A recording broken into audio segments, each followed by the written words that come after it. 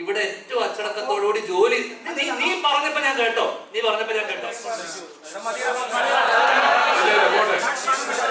സ്ഥാപനത്തിലേക്ക് പോകണമെന്ന് ഞങ്ങൾ താഴെ ഇടുന്ന കമന്റ് വായിച്ചിട്ടാണോ നീ പറയാ കളപ്പടം പഠിപ്പിക്കുന്ന കാര്യം? നിനക്ക് എന്ത് അടിസ്ഥാനം ഉണ്ടായിരുന്നു പറയാൻ? എന്ത് പ്രൂഫ് ഉണ്ട്? അതെ, ഒരു പിടി താരങ്ങൾ ജഗപക. ഓക്കെ, അപ്പൊ നമ്മുടെ ആപ് കേസ് ഹോ നാളെ 28-ാം തീയതി തിയേറ്ററിൽ എത്തുകയാണ്. അപ്പൊ തിയേറ്ററിൽ എത്തുന്നതിന് മുമ്പ് നമുക്ക് ആ ചിത്രത്തിന്റെ വിശേഷങ്ങൾ നിങ്ങളുമായിട്ട് പങ്കിടണമെന്ന് ആഗ്രഹമുണ്ട്. നമ്മൾ 1-2 പ്രൊമോഷൻസ് ഒക്കെ നടത്തിയെങ്കിലും എല്ലാവരെയും അതിലൊന്നും ഉൾപ്പെടുത്താൻ പറ്റിയില്ല. അതിൽ ഞങ്ങൾക്ക് വളരെ സങ്കടമുണ്ട്. കാരണം സമയത്തിന്റെ ചില പരിമിതികൾ കൊണ്ടാണ്, ക്ഷമിക്കണം. പക്ഷെ നിങ്ങൾ തരുന്ന സപ്പോർട്ടാണ് എല്ലാ സിനിമകളുടെയും വിജയം. ഇന്നും ഒരു ചിത്രം ധ്യാനിന്റെ പുറത്തിറങ്ങിയിട്ടുണ്ടായിരുന്നു, മച്ചാന്റെ മാലാഖ. അങ്ങനെ എല്ലാ ആഴ്ചയിലും സിനിമകൾ ഇറങ്ങുന്നുണ്ടെങ്കിലും നാളെ പുറത്തിറങ്ങാൻ പോകുന്ന ചിത്രം ഇതൊന്നുമല്ല, ഇതിനൊക്കെ അതിക്കും മേലെ. അങ്ങനെ ആവാനാണ് എല്ലാവരും ആഗ്രഹിക്കുന്നത്. അപ്പൊ ഏതായാലും നമ്മളോടൊപ്പം ഉള്ളത് ഇതില് രമേശ് പിഷാരടി ഗംഭീര വേഷമാണെന്ന് പറയുന്നു, ദിവ്യദർശൻ, ജീവ, വിപിൻ, ഡോണി, ഡയറക്ടർ വിനയ് ജോസ്, ഇതിലെല്ലാം ഉപരി നമ്മളുടെ പ്രൊഡ്യൂസർ നമ്മളോടൊപ്പം ഉണ്ട്, ഡാവിൻ ചേട്ടൻ. അപ്പോ ഈ ചിത്രത്തിന്റെ കാര്യങ്ങളും ഇതിന്റെ ഒരു പ്രൊഡക്ഷന്റെ കാര്യങ്ങളും ഇനി എന്താണ് നിങ്ങൾ ഈ ചിത്രത്തിൽ നിന്ന് എക്സ്പെക്ട് ചെയ്യുന്നത്, നിങ്ങൾക്ക് വല്ല പ്രതീക്ഷയുണ്ടോ, ഞങ്ങളുടെ പ്രതീക്ഷ എന്താണ്, ഇതെല്ലാം സംസാരിക്കാം. അപ്പോൾ ഇതിൽ ധ്യാൻ അഭിനയിക്കുന്നു എന്നതിലുപരി നിങ്ങൾക്ക് എല്ലാവർക്കും അറിയാം ധ്യാനിന്റെ ഒരു സ്ക്രിപ്റ്റാണ് ഈ ചിത്രത്തിലെ ഞങ്ങൾ നിങ്ങൾക്ക് മുമ്പിലുള്ള കാണിക്കുന്ന ഒരു ഹൈലൈറ്റ് വേർഷൻ എന്ന് പറയുന്നത്. അപ്പോൾ എത്രമാത്രം പ്രതീക്ഷ അതുകൊണ്ട് എല്ലാവർക്കും ഉണ്ടാവും. ധ്യാന്റെ സ്ക്രിപ്റ്റ് വൈസ് ഇറങ്ങിയ ചിത്രങ്ങളൊക്കെ എല്ലാവർക്കും ഭയങ്കര ഇഷ്ടപ്പെട്ടതാണോ? ഞാൻ മതിയാക്കിക്കോളാം, ധ്യാൻ സംസാരിക്കണം. ഓക്കെ, അപ്പൊ താങ്ക് യു സോ മച്ച്. അപ്പൊ എല്ലാവരും ചിത്രത്തെ സപ്പോർട്ട് ചെയ്യാം. നിങ്ങൾക്ക് ചോദിക്കാനുള്ളത് ആദ്യം അതിനുള്ള അവസരം തരും. ആദ്യം പടത്തെ കുറിച്ചുള്ള കാര്യങ്ങൾ ഇവർ സംസാരിക്കട്ടെ.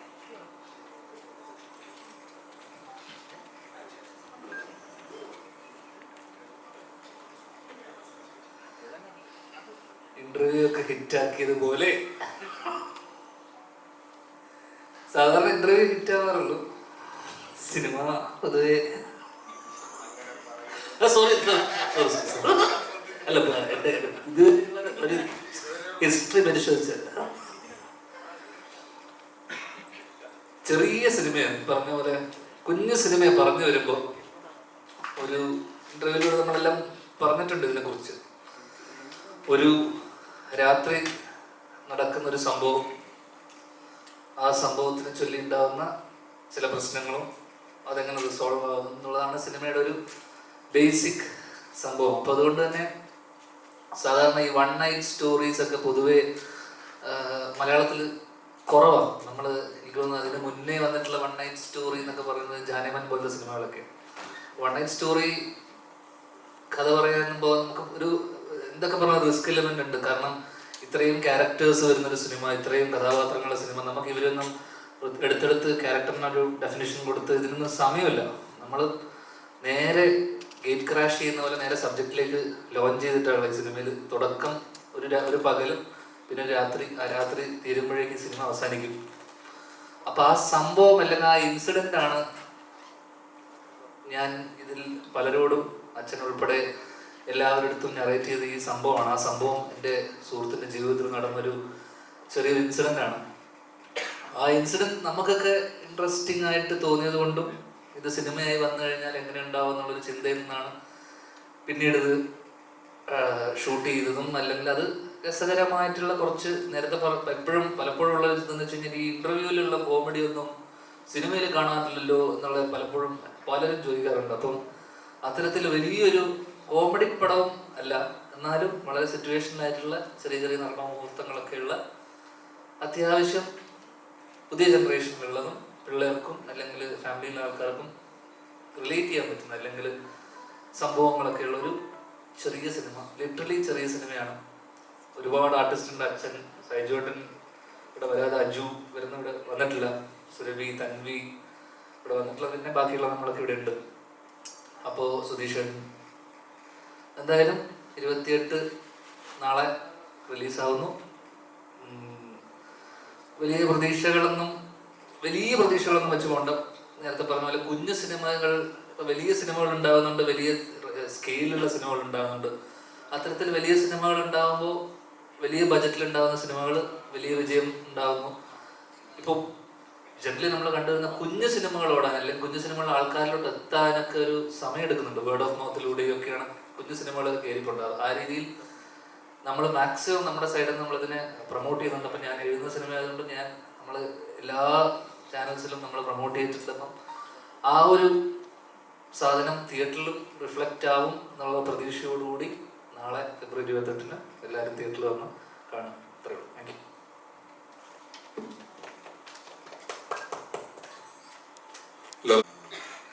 ഞാൻ പറഞ്ഞതുപോലെ ഞങ്ങളെല്ലാവരും കഴിഞ്ഞ കുറച്ച് ദിവസങ്ങളിൽ പല ഇന്റർവ്യൂകളൊക്കെ അവിടെ ഇവിടെയും ഈ സിനിമയുമായി ബന്ധപ്പെട്ട് കൊടുത്തിരുന്നു. നാളെ അതിൻ്റെ റിലീസാണ്. ഒരൊറ്റ രാത്രി കഥയാണ്. ഞാനും മജു വർഗീസും 2 പേര് ഇതിൽ പോലീസ് ഉദ്യോഗസ്ഥന്മാരായിട്ടാണ് അഭിനയിക്കുന്നത്. വളരെ എന്ന് വെച്ചാൽ വളരെ സ്വാഭാവികമായിട്ട് നമ്മൾക്ക് പരിചയമുള്ള എല്ലാ പോലീസുകാരും ഇങ്ങനെയാണ് എന്ന് പറയുന്നില്ല, എങ്കിലും നമുക്ക് കണ്ടുപരിചയമുള്ള പോലീസുകാരുടെയൊക്കെ ചില സ്വഭാവങ്ങളൊക്കെ ഉള്ള പോലീസാണ്. ഇവരുടെ ഒരു സൗഹൃദത്തിൻ്റെയും ഇവരുടെ ഒരു സിനിമ ഉണ്ടാക്കുന്ന സമയത്തുള്ള അവരനുവദിച്ചു തരുന്ന സ്വാതന്ത്ര്യങ്ങൾ കൊണ്ടുമെല്ലാം വളരെ രസകരമായിട്ട് ഷൂട്ട് ചെയ്തിട്ടുള്ള ഒരു സിനിമയാണ്. ഇത് ഞാൻ പറഞ്ഞ പോലെ ചെറിയ സിനിമ എന്നൊക്കെ പറയുമ്പം ഒരു എൻ്റർടൈനറാണ് എന്ന് നമുക്ക് പറയാം. പുതിയ കാലഘട്ടത്തിൽ നമ്മൾ പുതിയ ചെറുപ്പക്കാർക്ക് കുറച്ചുകൂടെ കണക്ട് ചെയ്യാൻ പറ്റുന്ന രീതിയിലുള്ള ഒരു എൻ്റർടൈനർ സിനിമയാണ്. ഇപ്പം വലിയ തോതിൽ ത്രില്ലർ സിനിമകൾ ഒരുപാട് വരുന്ന ഒരു കാലഘട്ടമാണ്. ഇന്നലെയും മിനിഞ്ഞാന്നുമൊക്കെയുള്ള ചില മാധ്യമ ചർച്ചകളിൽ സിനിമകൾ, അതിലെ വയലൻസ്, അതിൻ്റെ ഒരു അനുപാതമൊക്കെ വളരെ കൂടുതലാകുന്നു തുടങ്ങിയ ചർച്ചകളൊക്കെ നടന്ന ഒരു സാഹചര്യത്തിലൊക്കെ വളരെ ലൈറ്റ് ഹാർട്ടഡ് ആയിട്ട് നമുക്ക് വളരെ രസകരമായിട്ട് തിരിച്ച മുഖത്തോടെ കണ്ടിരിക്കാൻ പറ്റുന്ന, എന്നാൽ ഗൗരവമുള്ള ഒരു വിഷയം ചർച്ച ചെയ്യുന്ന പുതിയ ആൾക്കാർ പലപ്പോഴും വളരെ ഈസിയായി സില്ലിയായി ഇതൊക്കെ ഒരു രസമല്ലേ എന്നൊക്കെ പറഞ്ഞ രീതിയിൽ കാണുന്ന ചില കാര്യങ്ങൾ ചെന്നൊരു പ്രശ്നത്തിലേക്ക് വീണാൽ അതിന് എന്തുമാത്രം ഗൗരവമുണ്ട് എന്ന് പറയുന്ന ഒരു സിനിമയാണ് ഇത്. ബാക്കി ഇനി പറഞ്ഞതുപോലെ നാളെയാണ് ഇത്. ആടിൻ്റെയും അടികപ്പേരെ കൂട്ടമനിയുടെയൊക്കെ പോലുള്ള ഒരുപാട് ഹിറ്റ് ചിത്രങ്ങൾ സഹസംവിധായകനെ വർക്ക് ചെയ്തിട്ടുള്ള ആളാണ് വിനയ്. അപ്പോൾ വിനയുടെ ആ ഒരു അനുഭവ പരിചയം, ഇവരുടെ സൗഹൃദം, ധ്യാനിൻ്റെ സ്ക്രിപ്റ്റ്, ഡാർവിൻ ചേട്ടൻ അതിന് ആവശ്യമായ സാമ്പത്തിക സഹായങ്ങളും കാര്യങ്ങളൊക്കെ ചെയ്തിട്ട് വന്നിട്ടുള്ള സിനിമയാണ്. ഇനി ഞാൻ ചോദിക്കുന്നതിന് ഉത്തരം പറയാം. ഒറ്റയ്ക്കിരുന്ന സിനിമയെക്കുറിച്ച് ഒരുപാട് പറയുന്നില്ല. നിനക്ക് പറ, എന്നെ നോക്കിയേ, അവന് മൈക്കോളൂ.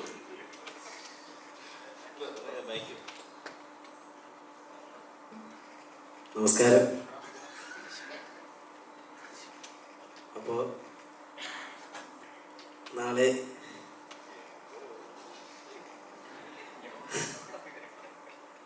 ഫെബ്രുവരി 28-ന് ആപ് കൈ സേ ഹോ റിലീസ് ആകുന്നതാണ്.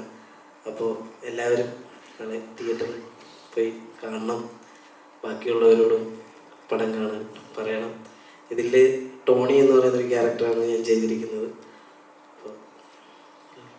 അക്ഷയ സെന്ററിന്റെ ക്ഷീണം ഇതുവരെ മാറിയില്ല. ഞങ്ങളൊക്കെ കൂടെ മൊബൈലിട്ട് നിർബന്ധിച്ച് വായിക്കുന്നതാന്ന് തോന്നുന്നു.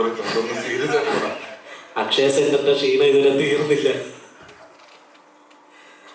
അപ്പോൾ എല്ലാവരും കാണുക. അപ്പം ചെറിയൊരു സിനിമയാണ്. ധ്യാൻ ചേട്ടൻ പറഞ്ഞ പോലെ ഒരു ഒറ്റ രാത്രി നടക്കുന്നൊരു സംഭവമാണ്, റിയൽ ഇൻസിഡൻ്റ് ആണ്. അപ്പോൾ നിങ്ങളെല്ലാവരും കാണുക, പ്രോത്സാഹിപ്പിക്കുക. നമസ്കാരം. പറഞ്ഞ പോലെ നാളെ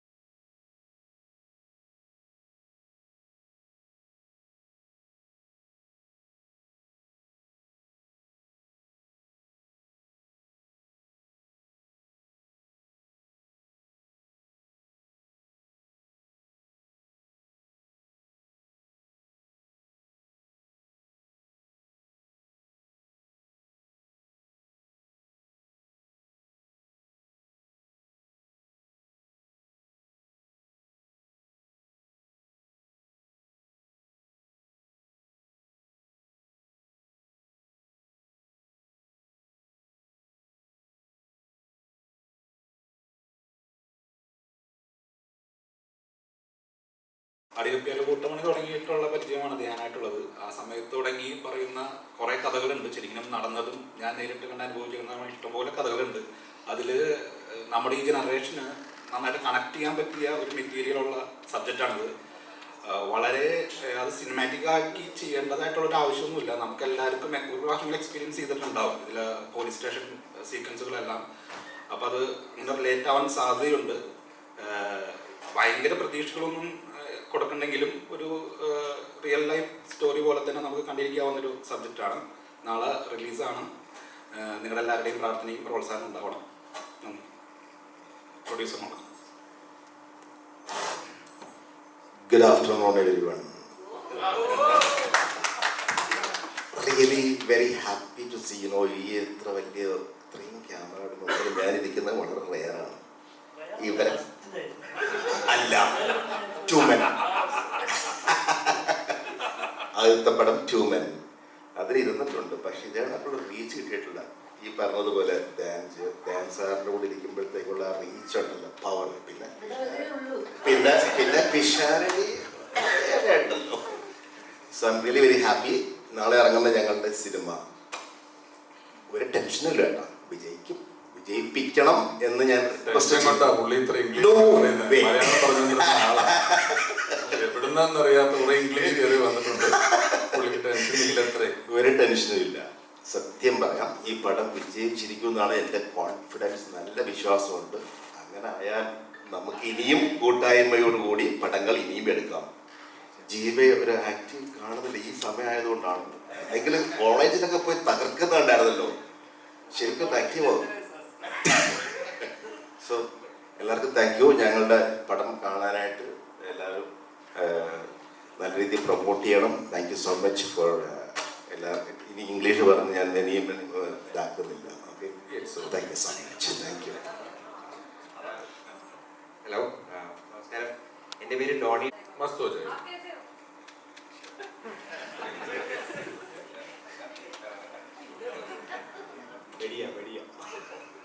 പേടിയോ? വെടിയ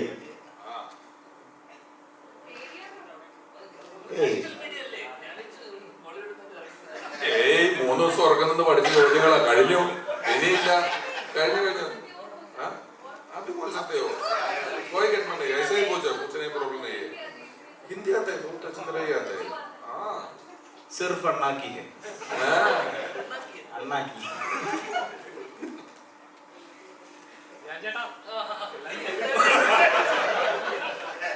എന്തുകൊണ്ട് നീ വിളിച്ചില്ല? എന്താ എല്ലാരും പറഞ്ഞു ധ്യാൻ ചേട്ടനോട് ഇരിക്കുന്ന ഒരു വലിയ ഭാഗ്യമായിട്ടാണ് കാണുന്നത്. നമ്മളെല്ലാം ചെയ്യുന്നത് നീ എന്നോട് പറഞ്ഞില്ലടാ ഭാഗ്യമാണ് അല്ലെ? അതെ, ഞങ്ങളുടെ ഒരു ഭാഗ്യമായിട്ട് ഞങ്ങൾ കാണുന്നു. അങ്ങനെ കാണുന്ന ഒരാളായിരിക്കണം. സ്ഥാനം ഇറങ്ങിയില്ലേ പരിപാടി? പിന്നെ എനിക്കൊന്ന് ഇന്റർവ്യൂ ഏതാ കമ്പനി മുതലാളിയാ? എടാ, ഇവന്റെ ചേട്ടന്റെ പാട്ട് പ്രൊമോട്ട് ചെയ്യാൻ നോക്കിയതാണ് സത്യത്തിൽ. ഇവന്റെ ചേട്ടനാണ് ആ പാട്ട് പാടിയത്. പക്ഷെ അത് ചക്കിന് വെച്ചത് കൊക്കിന് കൊണ്ടുപോകും. അതുപോലെ എനിക്ക് കിട്ടിയെന്നാണ്. സ്വന്തം കൂടി ചേട്ടന്റെ പാട്ട് ഹിറ്റാക്കാൻ നോക്കി, അങ്ങനെ വന്നതാണ്. സ്ഥാനത്താണ് നിങ്ങളെ കാണുന്നത്. എന്നാ കുഴപ്പം. ചാൻസ് ഉണ്ടായിട്ടാ കപ്പൽ മുതലേ ഓർക്കെയാണ്. ഉറപ്പ് ഞാൻ ഇറക്കുന്നത് കഴിഞ്ഞു കഴിഞ്ഞാൽ നോക്കട്ടെ, അതിനുള്ള ശ്രമം നടക്കുന്നുണ്ട്. ഇതാണ് അവസ്ഥ.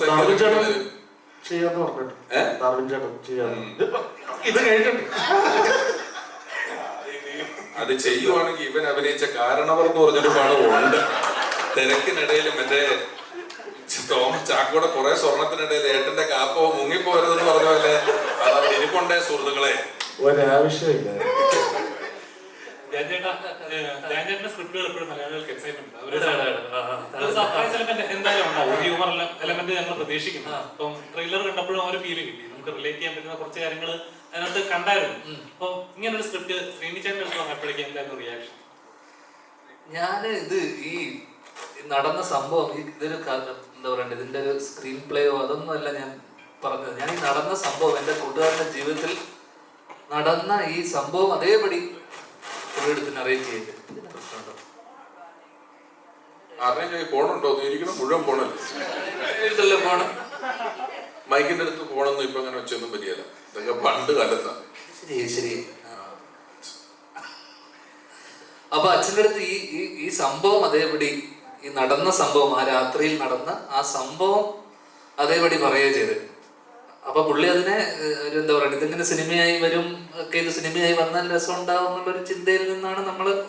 അപ്പൊ ഞാൻ ചോദിച്ചു, ഇതില് എന്റെ അച്ഛനായിട്ടാണ് അപ്പൊ അച്ഛൻ അഭിനയിച്ചിരിക്കുന്നത്, അപ്പൊ അതിനകത്ത് ഒരു ചെറിയൊരു വേഷം ഉണ്ടെന്ന് ചോദിച്ചു. പുള്ളി സന്തോഷത്തോടെ വന്ന് ചെയ്തു തന്നു. അത്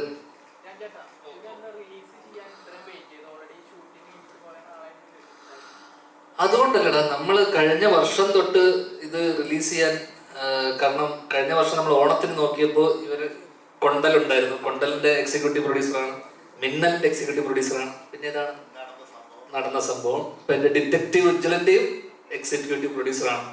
അപ്പൊ ഇവരുടെ തന്നെ സിനിമകൾ കറക്റ്റ് സമയത്ത് ഓരോ സിനിമകൾ ഉണ്ടായതുകൊണ്ട് തന്നെ അപ്പൊ നമ്മളൊരു സമയം നോക്കി നോക്കി നോക്കി പിന്നെ എല്ലാം ഈ തിരക്കും പരിപാടി എല്ലാം, കാരണം കഴിഞ്ഞ മാസങ്ങൾ വർഷങ്ങളൊക്കെ എല്ലാ ആഴ്ചയും 3-4 റിലീസൊക്കെ ഉണ്ടായിരുന്ന സമയമാണ്. അപ്പൊ അതുകൊണ്ട് തന്നെ അച്ഛൻ പറഞ്ഞ പോലെ തന്നെ എല്ലാത്തിനും അതിൻ്റെതായ സമയമുണ്ട്, അപ്പോഴേ വരുള്ളൂ. അപ്പൊ അത് അങ്ങനെ അങ്ങനെ നമ്മള് ഒരു കറക്റ്റ് ഒരു സമയം നോക്കി. പിന്നെ ഈ ഫെബ്രുവരി മാസം ഞാൻ ആക്ച്വലി എനിക്ക് കമ്മിറ്റ്മെന്റ് ഒന്നും ഇല്ലായിരുന്നു. അപ്പൊ നമ്മള് പ്രൊമോട്ട് ചെയ്യാനും എല്ലാവരും ഫ്രീ ആയിരിക്കുന്ന ഒരു സമയം എന്നുള്ള രീതിയിൽ ഈ ഒരു റിലീസ് ഈ മാസം നോക്കിയതാണ്.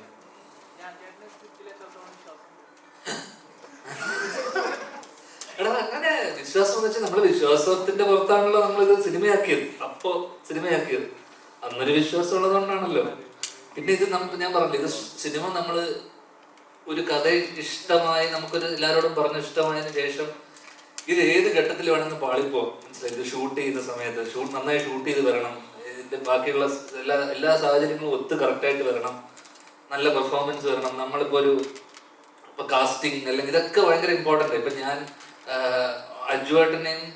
രമേശ് ഏട്ടനെയും ധർമ്മേട്ടനെയും വെച്ചിട്ടാണ്, ഇവരുടെ കോമ്പിനേഷനാണ് ഞാൻ ആദ്യം പിടിക്കാൻ വെച്ചത്, ഈ പോലീസുകാരുടെ.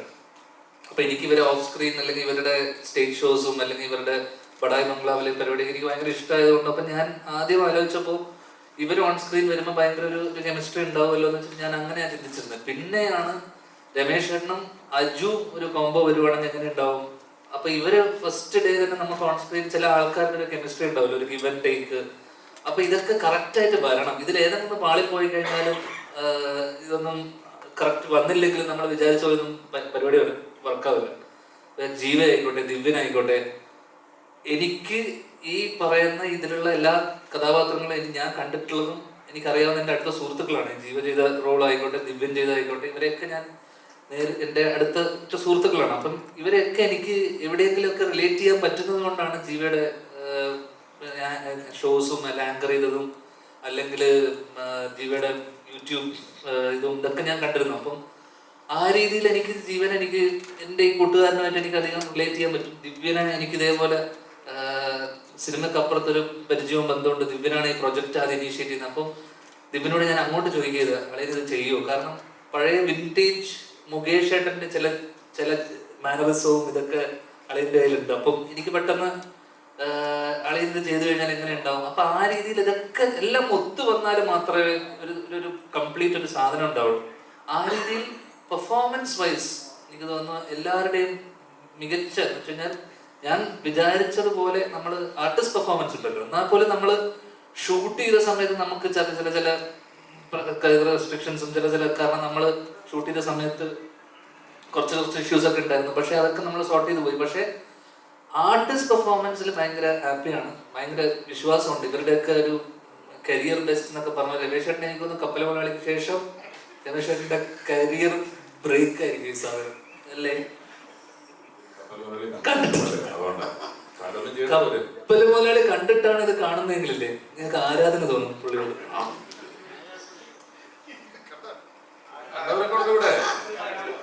പക്ഷെ ഇപ്പൊ അന്നൊക്കെ സിനിമ ഇറക്കുമ്പോൾ ഇവനെ പോലെ വന്നിരുന്ന തള്ളാനുള്ള സൗകര്യങ്ങളില്ലായിരുന്നു. അതാണ് അതിന്റെ ഒരു പ്രധാനപ്പെട്ട പ്രശ്നം. അന്ന് പത്രത്തിൽ ഭയങ്കര വിലയാണ് ഒരു കാലടി പരസ്യം കൊടുക്കുന്നതിന് തന്നെ. അങ്ങനെ കൊടുത്തിട്ടുള്ളതാണ്, പണിയെടുത്തത് അതേനെ. നീ കാരണവർക്ക് പ്രൊമോഷൻ കൊടുക്കുക. അപ്പൊ നേരത്തെ ചോദിച്ചത് വിശ്വാസം ഉണ്ടോന്ന് വെച്ച് കഴിഞ്ഞാൽ ഇവിടെ നല്ല എഴുതാടാ, വിശ്വാസമുണ്ട്. ഒരുപാട് സ്ക്രിപ്റ്റുകൾ കണ്ടിട്ടുള്ള നല്ല ഹ്യൂമർ കൈകാര്യം ചെയ്യുന്ന ഒരാളാണ് താങ്കൾ. അപ്പം ജാനിയെ പോലുള്ള ഒരു ആക്ടറിനെ നമുക്കറിയാം, സ്ക്രിപ്റ്റ് മുമ്പിലേക്ക് വരുമ്പോൾ സ്ക്രിപ്റ്റ് വായിക്കുമ്പോൾ ഉണ്ടാകുന്ന ഒരു ഫീലിംഗ് ഉണ്ടല്ലോ, അങ്ങനെ ഉണ്ടായിരുന്നു? ഇവന് എനിക്ക് ഇവന്റെ വീട്ടിൽ ഇവന്റെ അച്ഛൻ, എന്റെ ചേട്ടൻ, ഇവർക്കൊക്കെ എഴുത്ത് ഇവരുടെ കഥാപാത്രത്തെ എഴുതുന്നതിലാണെങ്കിലും അല്ലാതെ ആണെങ്കിലും ഇവർക്ക് എഴുത്ത് എനിക്ക് കുറച്ചുകൂടെ ഇഷ്ടമാണ്. ഇവർ ചെയ്ത എല്ലാ പടങ്ങളും ഞാൻ കണ്ടിട്ടില്ല എങ്കിലും എനിക്ക് എഴുത്തിലാണ്, ഇവര് അഭിനയത്തിൽ കുറച്ചുകൂടി കംഫർട്ട് നോക്കുന്ന ഒരാളാണ്, ഇവനങ്ങനെ ഒക്കെ നോക്കി വയ്ക്കുന്ന ഒരാളാണ്. പക്ഷെ എഴുത്ത് കുറച്ച് അധ്വാനിച്ച് എഴുതുകയും ഇവനറിയാവുന്ന കഥയായതുകൊണ്ട് ഒരു വലിയ സൗകര്യമുണ്ട്. ഇവനതിനകത്ത് ആ കഥയിൽ ഇൻവോൾവ് ചെയ്തിട്ടുള്ള ഒരാളാണ്. അതിനോട് ഏറ്റവും ആ കണ്ട കാര്യങ്ങളോട് ഏറ്റവും നീതി പുലർത്തി നിൽക്കുക, കണ്ടതിനെ എങ്ങനെ സിനിമാറ്റിക് ആയിട്ട് ചെയ്യാന്നുള്ളതാണ് കൂടുതലും നോക്കിയിട്ടുള്ളത്. പിന്നെ വിനയ് ഓഫ് കോഴ്സ് വളരെ എക്സ്പീരിയൻസ്ഡ് ആയിട്ടുള്ള ഒരു ഡയറക്ടറാണ്. പിന്നെ ഈ പറഞ്ഞാല് ഇവരൊക്കെ എക്സ്പീരിയൻസ് ഉള്ള ഇതൊരു ചെറിയ പടമാണ്. ഇതുമായിട്ട് ഒരുപാട് വലിയ പൈസ മുടക്കിയിട്ടുള്ള ഒരുപാട് വലിയ താരങ്ങളുള്ള അങ്ങനെയൊന്നുള്ളൊരു പടമല്ല. ഒരു ചെറിയ സാധാരണക്കാരാണ്, നമ്മുടെ നാട്ടിൽ താമസിക്കുന്നവരാണെന്നൊക്കെ നമുക്ക് തോന്നുന്ന പോലെയുള്ള ആളുകളും അവരൊക്കെ അഭിനയിച്ചിട്ടുള്ളൊരു പടമാണ്. അതിൻ്റെതായ രസം എനിക്ക് വായിച്ചിട്ടുണ്ടായിരുന്നു. ഞാൻ സ്ക്രിപ്റ്റായിട്ടല്ല വായിച്ചത്, ഞാൻ എന്നെ വിളിച്ചപ്പോൾ ഒരു കഥയാണ് പറഞ്ഞത്, ഇന്നപോലെ സംഭവിച്ചു, ഇന്നതാണ് ചെയ്യേണ്ടത്. കേട്ടപ്പോൾ നല്ല രസം തോന്നി, നന്നായിട്ട് തോന്നി. ഞാൻ ശ്രീനേട്ടൻ്റെ കൂട്ടത്തിൽ ആദ്യമായിട്ട് അഭിനയിക്കുന്ന ഒരു സിനിമ ഇതാണ്. അതെൻ്റെ ഒരു വലിയ സന്തോഷമായിരുന്നു.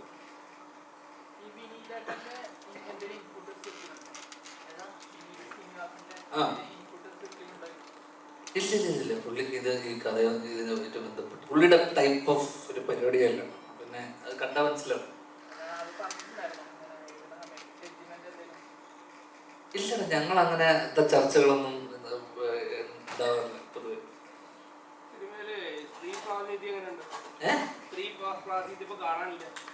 അവരാരും വന്നില്ല വിളിച്ചിട്ട്. ഇവിടെ കുറവാണല്ലോ. പ്രാതിനിധ്യമുണ്ട്, സ്ത്രീകൾക്ക് വലിയ പ്രാധാന്യമുണ്ട്. സ്ത്രീ കഥയുടെ ടേണിംഗ് പോയിന്റിൽ വലിയ ഘടകമാണ്. അല്ല ഇവിടെ ഇല്ലാന്ന്, ഇവിടെ കാണാറില്ലെന്ന് വെച്ചപ്പോ ഇവിടെ വരാൻ പലരും തൻവിയുടെ ചേട്ടന്റെ കല്യാണമാണ്, സുരഭി സീരിയലിന്റെ ഷൂട്ടിലാണ്. അപ്പൊ അങ്ങനെ വീണ അതിന്റെ കുട്ടിയോ തിരക്കില്ലാന്ന് പറഞ്ഞ വീട്ടിലിരിക്കുകയാണ്. അങ്ങനെ വലിയ വിമോചകനായതുകൊണ്ടൊന്നുമില്ല, അവനെ നോക്കിയിട്ട് അവന് ഒരു തൃപ്തി വരുന്നില്ല. നീ വിചാരിക്കുന്ന പോലെ അവനൊരു സ്ത്രീ വിമോചകനായിട്ട് ഇവിടെ സ്ത്രീ അതൊന്നും അല്ല, നോക്കിയപ്പോ ഒരു സുഖമില്ല. അതാണ് അവൻ ചോദിച്ചത്. അതുകൊണ്ടല്ലേ ഞാൻ പറഞ്ഞത്, എനിക്കും അറിയാം. അല്ലാതെ ഈ സിനിമയിലെ സ്ത്രീ പ്രാതിനിധ്യം എന്നൊക്കെ ചോദിച്ചാൽ അത്രയില്ല. നോക്കിയിട്ട് അവനൊരു സ്ത്രീ വന്നു, പ്രാതിനിധ്യമുണ്ട്. നീ കാണുന്നുണ്ടല്ലോ, എനിക്ക് കാണാൻ പറ്റുന്നില്ല. അവിടെയാണ്, നീ അവിടെ നോക്കിയിട്ട് നീ വന്നെന്ന് പറഞ്ഞു. ഞാൻ ആള് വിളിക്കുന്നത്. ഇപ്പം ഓൺലൈൻ ഗെയിമിംഗ് ആപ്പുകളുടെ കാലഘട്ടമാണ്. അപ്പം അതിന്റെ ദൂഷ്യവശങ്ങൾ നമുക്ക് നന്നായിട്ട് അറിഞ്ഞുകൊണ്ടിരിക്കും. അപ്പൊ കഴിഞ്ഞ ദിവസം ധ്യാൻ ചേട്ടന്റെ ഒരു അഡ്വർടൈസ്മെന്റ് ഉണ്ട്, അത്തരം ഒരു ആപ്പിനെ പ്രൊമോട്ട് ചെയ്തിട്ടുണ്ട്. അപ്പം സാമൂഹിക പ്രതിബദ്ധതയുള്ള ഒരു കലാകാരൻ എന്ന നിലയിൽ അങ്ങനെ ഒരു അഡ്വർടൈസ്മെന്റ് ചെയ്യാനുള്ള കാരണം എന്താണ്?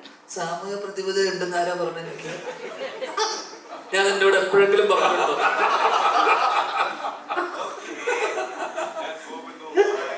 നിന്നോട് ഞാൻ പറഞ്ഞു സിമി, എനിക്ക് സാമൂഹിക പ്രതിബദ്ധത ഉണ്ടെന്ന്? അങ്ങനെ വിചാരിച്ചു പോയി. ഇല്ല.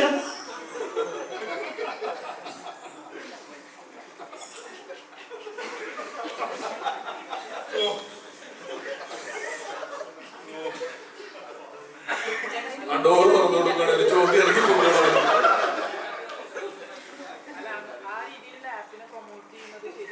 ഞങ്ങൾ ആപ്പ് കൈസേക്കോ പ്രൊമോട്ട് ചെയ്യാൻ വന്നിരിക്കുന്നത്.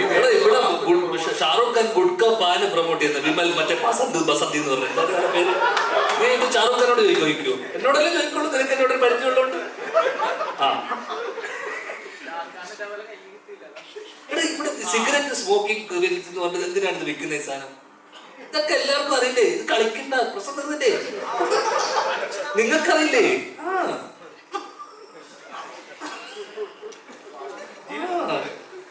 ഇനി പൈസ വരില്ല ആൾക്കാർക്ക് ഞാൻ പൈസ കൊടുക്കും.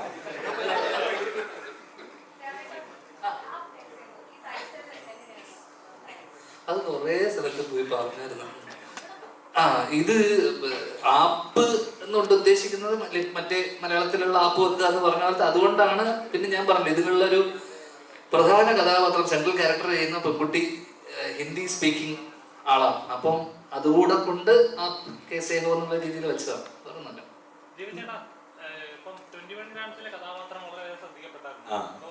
അതിനുശേഷം കണ്ടിന്യൂസ് അതുകൊണ്ട് അല്ലെങ്കിൽ വേറെ കഥാപാത്രങ്ങൾ വരും എന്നുള്ളതിലാണ് വന്നില്ല. പക്ഷെ ഇതേ ഈ ചിത്രത്തിലെ കഥാപാത്രം ഡിഫറെന്റ് ആണ്. ഇത് കണ്ടിട്ട് ആരെങ്കിലും ഒക്കെ വിളിക്കും. അങ്ങനെ ഒരുപാട് പേരൊന്നും വിളിച്ചില്ല. 21 ഗ്രാംസ് കഴിഞ്ഞിട്ട് 3 പേരെ വിളിച്ചത്, ധ്യാൻ ചേട്ടൻ അടക്കം. അതിൽ ധ്യാൻ ചേട്ടൻ പടമാണ് ചെയ്തത്.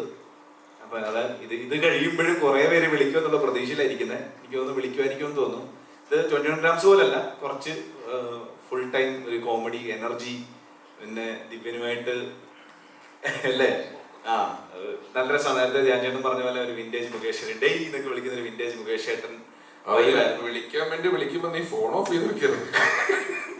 അപ്പൊ അങ്ങനെ എനിക്ക് തോന്നുന്നു പിന്നെ ഒരു ത്രൂ ഔട്ട് ചെയ്തിട്ടുള്ള ഒരു വേഷമാണ്.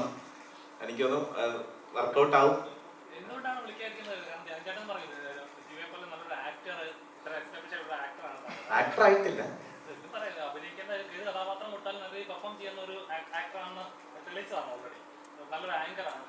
അപ്പൊ എന്നിട്ട് ഇതുപോലെ അവസരങ്ങൾ വരുന്നില്ല എന്ന് പറയുമ്പോൾ അത് ഒരു സമയമായിരിക്കും എന്ന് വിചാരിക്കുന്നു. അത് ആ ഗ്രൂപ്പിലേക്ക് വന്നു കഴിഞ്ഞാൽ ചിലപ്പോൾ കണ്ടിന്യൂസ് ആയിട്ട് വരുമായിരിക്കും, അല്ലെങ്കിൽ നമ്മൾ കുറച്ചുകൂടെ വെയിറ്റ് ചെയ്യണമായിരിക്കും. ഈ പറയുന്ന പോലെ പിന്നെ പണ്ട് പോലെ എല്ലാവരും പറഞ്ഞിട്ടില്ലേ, നമുക്കാണ് സിനിമ ആവശ്യം, സിനിമയ്ക്ക് നമ്മളെ ആവശ്യമില്ല. അപ്പം നമ്മളിങ്ങനെ ശ്രമിക്കുക, വരുന്നവരെ വേഷങ്ങൾ എത്രയും നന്നാക്കി ചെയ്യാൻ പറ്റുമോ അത്രയും നന്നാക്കി ചെയ്യുക എന്നുള്ളതാണ്. അത് ചെയ്തിട്ടുണ്ട്. പിന്നെ ഈ പറഞ്ഞ പോലെ ഓസ്കാറിലുള്ള അഭിനയം കാഴ്ചവെക്കാൻ പറ്റിയിട്ടില്ല. ഞാൻ പയ്യെ ഇങ്ങനെ പഠിച്ചു വരുവാണ്, നന്നാവുമെന്ന് വിചാരിക്കണം. അപ്പൊ എല്ലാവരും കണ്ട അഭിപ്രായം പറഞ്ഞു കഴിഞ്ഞാൽ നല്ലതാണെങ്കിൽ നല്ലത്, ഇന്ന കാര്യങ്ങൾ കുറച്ചുകൂടെ നന്നാക്കായിരുന്നു എന്നൊക്കെ പറഞ്ഞു കഴിഞ്ഞാൽ നമുക്ക് തന്നെ കുറച്ചുകൂടെ പഠിക്കാൻ പറ്റും. അടുത്ത പടം വരുമ്പോൾ കുറച്ചുകൂടെ നന്നായിട്ട് ചെയ്യാൻ പറ്റും. ആകെ ചെയ്യാൻ എല്ലാവർക്കും ചെയ്യാനുള്ളതെന്ന് പറഞ്ഞു കഴിഞ്ഞാൽ തിയേറ്ററിൽ പോയി കണ്ട് സത്യസന്ധമായ അഭിപ്രായം പറയാ, കുറച്ച് കൂടുതൽ പ്രേക്ഷകരിലേക്ക് നിങ്ങൾക്ക് ഇഷ്ടപ്പെട്ടു കഴിഞ്ഞാൽ അത് പറഞ്ഞ് കൂടുതൽ പ്രേക്ഷകരിലേക്ക് എത്തിക്കുക എന്നുള്ളതാണ് നമുക്ക് ആഗ്രഹിക്കാൻ പറ്റുള്ളൂ. ധ്യാൻ ചേട്ടാ, മലയാള സിനിമ ഇപ്പോ ഒരു വലിയ പ്രതിസന്ധിയിലൂടെയാണ് കടന്നു പോകുന്നത് എന്നുള്ള വാർത്തകളാണ് ഞങ്ങൾ എല്ലാവരും കണ്ടുകൊണ്ടിരിക്കുന്നത്. ഉടനെ സമരം വരും അങ്ങനെയൊക്കെ. അപ്പൊ അത്തരത്തിലൊരു സാഹചര്യത്തിലാണ് കുത്തൊഴുക്ക് പോലെ ധ്യാൻ ചേട്ടന്റെ പടങ്ങൾ വരുന്നത്. അല്ലല്ല, ചോദ്യം അതെ അതെ. അപ്പൊ ഞാൻ പറയുന്നത്, ധ്യാൻ ചേട്ടന്റെ കഴിഞ്ഞ ദിവസത്തെ ഒരു റീല് കണ്ടായിരുന്നു. അതില് ധ്യാൻ ചേട്ടൻ തന്നെ ധ്യാൻ ചേട്ടനെ പടക്കം സ്റ്റാർ എന്നാണ് വിശേഷിപ്പിക്കുന്നത്. അല്ല, ആ റീലിന്റെ കൺസെപ്റ്റ് അതാണ്, ഒരു പടക്കം തോളിലിട്ടുകൊണ്ട് വരുന്നത്. മനസ്സിലാകുന്നത്. അപ്പൊ ഒരു പടത്തിനെ ശരിക്കും ഡീമോട്ടിവേറ്റ് ചെയ്യല്ലേ ചെയ്യുന്നത്. ഞങ്ങൾ എത്ര പ്രൊമോട്ട് ചെയ്യാനോ അപ്പൊ കേറൂ. നിങ്ങളോ? ഞങ്ങള് മീഡിയ ടീം. നിങ്ങള് കാരണം എത്ര പടം എന്റെ ഓടി. ചേട്ടാ ചേട്ടാ ചേട്ടാ അല്ലല്ല ധ്യാൻ ചേട്ടാ, പരിപാടി ഞാൻ ഈ പരിപാടി കുറച്ച് നേരം ഇതുവരെ കാണുന്ന ചേട്ടനിപ്പോ നിങ്ങൾ കാരണം എന്റെ ഓടി ഒരു പടം പറഞ്ഞത് എനിക്ക് പറഞ്ഞ എന്റെ കൊള്ളാവത്ത ഒരു പടം നിങ്ങൾ കാരണം നീ കാരണം ഓടിച്ചത് നല്ലൊരു തിരക്കഥയുള്ള പടം ഓടിയിട്ടുണ്ട്. നല്ലൊരു തിരക്കഥയുള്ള പടം ഓടിയിട്ടുണ്ട്. ചേട്ടൻ ഏത് നല്ല തിരക്കഥ പൊട്ടിയ പടം പറ, പൊട്ടിയ പടം പറ. നീ തോറ്റുപോയിട്ട് ഇല്ലില്ല, തോറ്റുപോയില്ല ചേട്ടാ. ചേട്ടാ, കപ്പൽ മുതലാളി ഇപ്പൊ 21 ഗ്രാംസ് പറഞ്ഞു. അല്ലല്ല, കപ്പൽ മുതലാളി ഞാൻ പറയട്ടെ, നിങ്ങളുടെ വിഷയത്തിൽ ഞങ്ങളെ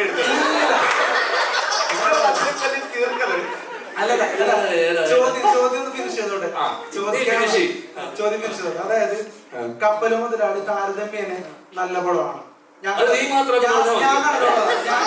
നിനക്കിഷ്ടമായത് നിന്റെ ഇഷ്ടം, എന്റെ ഇഷ്ടം എനിക്ക് ഇഷ്ടമില്ല പടം. അത് കുഴപ്പമില്ല. പക്ഷെ 21 ഗ്രാംസ് താരതമ്യേന നല്ല പടം. ബോക്സ് ഓഫീസ് ഹിറ്റ് ആണെന്നല്ല പറയുന്നത്. കപ്പൽ മുതലാളി ബോക്സ് ഓഫീസ് ഹിറ്റ് അല്ല. പക്ഷെ ഞാൻ പറഞ്ഞു വന്നത് അത് ഭയങ്കരമായിട്ട് കളിയല്ല. അത് ഞാൻ കണ്ടില്ല.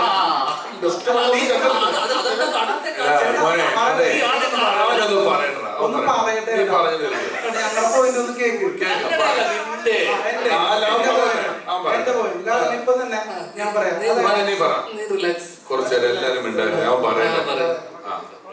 അപ്പൊ ഞാൻ പറഞ്ഞു വരുന്നത്, നല്ലൊരു തിരക്കഥയുള്ള സിനിമകളൊന്നും പൊട്ടിയിട്ടില്ല. പ്രൊമോഷൻ ഇല്ലാതെ തന്നെ ജയിച്ചിട്ടുണ്ട്.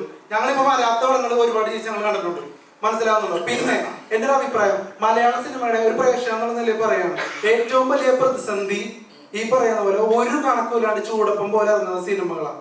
അത് നിങ്ങള് പ്രൊഡ്യൂസർമാര് ഫുൾ സ്ക്രിപ്റ്റ് വായിച്ചു നോക്കിയിട്ട് പടങ്ങൾ ഇനി മുതൽ സെലക്ട് ചെയ്യണം എന്നാണ് എന്റെ അഭിപ്രായം ആസ് എ പ്രേക്ഷകൻ. മനസ്സിലാവുന്നുണ്ടോ? അങ്ങനെയാണെങ്കിൽ പടത്തിന്റെ ഹിറ്റ് ആ ഒരു നിരക്കിലൊക്കെ ഒരുപാട് മാറ്റം വരും.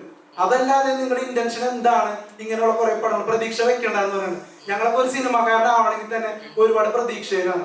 ഇപ്പൊ കപ്പൽ മുതലാളി കഴിഞ്ഞ എത്ര നായക വേഷം രമേഷ് പിഷാരടി കിട്ടി? കപ്പൽ മുതലാളി കഴിഞ്ഞു, എത്ര നായക വേഷം കിട്ടി രമേഷ് പിഷാരടി ചേട്ടന്? സൈഡ് റോളിലോട്ട് പോയില്ലേ? പക്ഷെ ചേട്ടന് എത്രയോളം പൊട്ടിയിട്ടും പടം കിട്ടുന്നുണ്ട്. നിനക്ക് ഇതിന്റെ പെറിഫറൽ ആയിട്ടുള്ള കാര്യങ്ങൾ മാത്രമേ അറിയുള്ളൂ.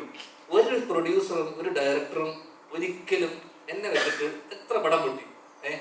എന്നെ വെച്ചിട്ട് എന്തിനാ വീണ്ടും വീണ്ടും പടം എടുക്കുന്നത്? ചേട്ടാ വേറെ ടോക്കാണ് പോണത്. പറയാൻ പറ്റില്ല. പറ, ഇത്രയും നീ പറഞ്ഞില്ല, അതും കൂടെ പറ. ഒരു പ്രൊഡ്യൂസർ ഇരിക്കുന്നു, പറയാൻ പറ്റില്ല. അല്ല പറ, നീ പറഞ്ഞോ. അതായത് ചേട്ടന്റെ കമന്റ്സിൽ വരുന്നത് കള്ളപ്പണം വെളുപ്പിക്കൽ സ്റ്റാർ എന്നൊക്കെയാണ്. ആയിക്കോട്ടെ, അതുകൊണ്ട് അവർക്ക് ഗുണമുണ്ടാകുന്നുണ്ട്. ഞാനതല്ലേ വെളുപ്പിക്കുന്നത്. എനിക്ക് അക്കൗണ്ട് കാണും, ഇതൊന്നും കാണാം. അതുകൊണ്ട് എനിക്കെന്താണ് ഗുണം? ആ രീതിയിൽ അവർക്ക് ഗുണം ഉണ്ടാവുന്നുണ്ടോ? അപ്പൊ എന്റെ പടം നഷ്ടമായിട്ടില്ല, എല്ലാരും വെളുപ്പിച്ചില്ലേ? പൈസ എല്ലാം വന്നില്ലേ? പ്രേക്ഷകര് നിരാശയിലാണ്. ഡയറക്ടർ പ്രൊഡ്യൂസർ സ്ക്രിപ്റ്റ് വായിച്ചു നോക്കണം എന്നൊക്കെ പറയുന്നുണ്ട്. ഇത് വായിച്ചു നോക്കാതെ ഒന്നുമല്ല ഒരു സിനിമ ഇറങ്ങുന്നത്. ഇറങ്ങുമ്പോ അങ്ങനെ ഇപ്പൊ അത്രയും സിനിമ ഇവിടെ ഇറങ്ങുന്ന അത്രയും സിനിമ ജനങ്ങൾക്ക് ആവശ്യമില്ല. 150 സിനിമ ഇറങ്ങുന്നുണ്ട്. 12 മാസമല്ലേ ഉള്ളൂ, 365 ദിവസമുള്ളൂ. 150 ദിവസമൊക്കെ ആൾക്കാർക്ക് സിനിമ കണ്ടുണ്ട്. അപ്പൊ അത്രയും ചോയ്സ് ഉണ്ട്. എല്ലാ സാധനവും ഇവിടെ ഒരുപാട് ഇറങ്ങുന്നുണ്ട്. ഇവിടെ ഇറങ്ങുന്ന ബിസ്ക്കറ്റും പേസ്റ്റും അരിയും മണ്ണെണ്ണയും കാറും എല്ലാം ഒരുപാട് ബ്രാൻഡുകളുടെ ഒരുപാട് എണ്ണം ഇറങ്ങുന്നുണ്ട്. നമുക്ക് ആവശ്യമുള്ളത് മാത്രമേ നമ്മൾ എടുക്കുള്ളൂ. നീ വഴി കൂടെ നടന്നിട്ട് ഹോട്ടലുകളുണ്ട്. ഓരോ 2 മാസം ഇടവിട്ട് നീ ഹൈവേ വഴി യാത്ര ചെയ്ത് ഹോട്ടൽ തുറക്കും, ഹോട്ടൽ പൂട്ടും, കട തുടങ്ങും. അതുപോലൊരു സംഭവം മാത്രമാണ് ഇവിടെ നടക്കുന്നത്. പലതും വരും, പലരും വീണ്ടും അത് ചെയ്യാൻ തീരുമാനിക്കും. ആ കാലത്തുള്ളതിനേക്കാൾ സിനിമയ്ക്ക് മറ്റ് വ്യാവസായിക അടിസ്ഥാനത്തിലുള്ള കച്ചവടങ്ങളൊക്കെ നടന്നു തുടങ്ങുന്നത് കൊണ്ടും ധ്യാന്റെ പടത്തിന് ആ ലെവലിലുള്ള കോസ്റ്റ് വലിയൊരു 100 കോടി പടമൊന്നും അല്ല ധ്യാന്റെ പടം എന്ന് പറഞ്ഞ് വരുന്നതും ഇല്ല. നമുക്ക് ചെറിയ പടം ചെയ്യാൻ ആഗ്രഹമുള്ള ഒരാൾ വരുമ്പം അത് ഇൻഡസ്ട്രിയെ നിയന്ത്രിക്കുന്ന ഒരാൾ, നീ സിനിമയിൽ വരാൻ ആഗ്രഹിക്കുന്നു എന്ന് പറഞ്ഞില്ലേ, അതേപോലെ സിനിമ ചെയ്താൽ മതി എന്ന് ആഗ്രഹിക്കുന്ന ആൾക്കാരുണ്ട്. അവരെന്തായാലും ഒരു സിനിമ ചെയ്യും. അവർ ചെയ്യാൻ സിനിമ വരുമ്പം അവർ നോക്കിയെടുക്കുമ്പോൾ അവർക്ക് വലിയ ആൾക്കാരുടെ പുറകെ പോകാനോ കിട്ടാനുള്ള സാധ്യതയില്ലെങ്കിൽ അവർക്കൊരു സിനിമ ചെയ്യണം എന്നുള്ളതൊരു ആഗ്രഹമാണ്. കിട്ടിയേ കിട്ടി, പോയാൽ പോട്ടെ, ലോട്ടറി എടുക്കുന്ന പോലെയാണ്. മുമ്പൊന്നും പറഞ്ഞിട്ടില്ല. ശ്രീകാന്ത് വെട്ടിയാര് അപ്ലോഡ് ചെയ്തിട്ടുണ്ട്. അതൊരു പടക്കം ഇട്ടുണ്ടാണോ നാളെ എന്റെ ഒരു ഗുണ്ട് വരുന്നുണ്ടെന്നുള്ളത്. നിനക്ക് ഈ പ്രൊഡ്യൂസർമാർക്ക് ഇവിടെ ഇരിക്കുന്നവർക്കും ഇല്ലാത്ത വേദന എന്താണ് നിനക്ക്? നിങ്ങളെ നീ മാനിക്ക് വെച്ചിട്ട് ഞാൻ എനിക്കിഷ്ടമുള്ള പോലെ ഞാൻ ജീവിക്കുക, എനിക്കിഷ്ടമുള്ള കാര്യം ഞാൻ ചെയ്തൂടെ? സാമൂഹ്യ പ്രതിബദ്ധതയിലെന്ന് പറഞ്ഞാൽ മനസ്സിലായി. അല്ല, അതിനകത്ത് പൊട്ടുന്നല്ല പറയുന്നത്, ഇല്ലാത്ത പറയുന്നത് എന്താ? ഈ പടക്കം പൊട്ടില്ല, ഇത് പൊട്ടിയാലും അത് ഒരുപാട് പേര് സ്വപ്നം കുറച്ചുകൂടി സീരിയസ് ആയിട്ട് കണ്ടുകൂടെ? അത്ര ചോദ്യം. ഇവിടെ ഒരാളും ഒരു സിനിമ എടുത്തിട്ട് ഇത് കാണുന്ന പ്രേക്ഷകൻ പണ്ടാരം തുടങ്ങണം, അവൻ കണ്ടിട്ട് വെറുക്കണം എന്ന് പറഞ്ഞിട്ടല്ല സിനിമ എടുക്കുന്നത്. എല്ലാവർക്കും ആ സിനിമ ആരെങ്കിലും ഒക്കെ ഒരാളുടെ പേഴ്സണൽ ഫേവറേറ്റ് ആയിരിക്കും. ഈ സിനിമ കണ്ട് കുറച്ച് ആൾക്കാരിലേക്ക് എത്തണം, അപ്പൊ ആ പടത്തെ പറ്റി നല്ല പറയാൻ പറയണം. അല്ലെങ്കിൽ അല്ലാതെ ഇത് കണ്ട ആൾക്കാർ എന്നെ ചീത്ത വിളിക്കണം എന്ന് പറഞ്ഞാൽ ആരും സിനിമ എടുക്കുന്നില്ലെന്നാണ് എനിക്ക് തോന്നുന്നത്. പിന്നെ ഞാൻ എങ്ങനെ ജീവിതത്തിനെ കാണണം എന്ന് നീയാണോ എനിക്ക് പഠിപ്പിച്ചു തരാ? അല്ല, ഞാൻ സിനിമയെ എങ്ങനെയാണ് കാണേണ്ടത്, ഞാൻ ജീവിതത്തെ എങ്ങനെയാണ് കാണുന്നത് അല്ലല്ല. സിനിമയെ കുറിച്ച് എന്റെ കാഴ്ചപ്പാടും ഞാൻ എങ്ങനെ സിനിമയെ അപ്രോച്ച് ചെയ്യുന്നുള്ളത് രണ്ടുണ്ട്. നീ എന്തിനാ എനിക്ക് പറഞ്ഞു തരുന്നത്? നീ കണ്ടൂടെ? അല്ലല്ല, അത് നിനക്ക് ഇത്രയും ആൾക്കാരിരിക്കെ പ്രസ് മീറ്റിൽ നീ ജീവിതത്തിന് വളരെ സീരിയസ് ആയിട്ട് നീ ചെയ്യുന്ന ജോലിയെ സീരിയസ് ആയിട്ടല്ലേ കാണുന്നത്? അതേ സീരിയസ്നെസ്സോടെ ഞാൻ ജോലി ചെയ്യുന്നു. ഇവിടെ ഏറ്റവും അച്ചടക്കത്തോടുകൂടി ജോലി. നീ പറഞ്ഞപ്പോ ഞാൻ കേട്ടോ, നിർത്തി, ഒരു സെക്കൻഡ് നിർത്ത്. നീ ഒരു വാഗ്വാദത്തിന് വന്നല്ലോ? അല്ലല്ലോ. നീ പറഞ്ഞേ ആവശ്യമില്ലാത്ത ചോദ്യം. നീ ചെയ്ത പോലെ തന്നെ അവന് വരുത്താൻ ചോദിക്കണം. ഞാൻ സീരിയസ് ആവണോ, ഞാൻ എന്താവണമെന്നുള്ളത് നീ എനിക്ക് പറഞ്ഞു തരണ്ടല്ലോ മോനെ. ഒരു സെക്കൻഡ്, അതായത് അത് സീരിയസ് ആയിട്ടൊക്കെ എടുക്കുന്നുണ്ട്. സിനിമ പൊളിയുന്നു, ഈ പൊളിഞ്ഞു എന്നുള്ള കാര്യം മനസ്സിലാക്കുന്നുണ്ട്.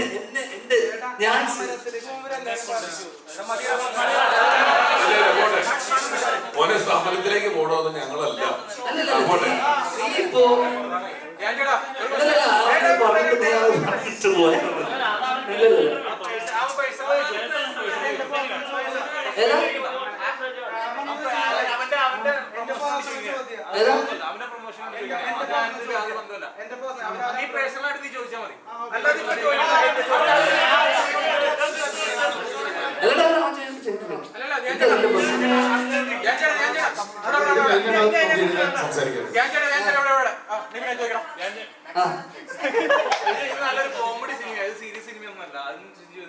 പിന്നെ ആ റീൽ ഉൾപ്പെടെ എല്ലാം കോമഡി.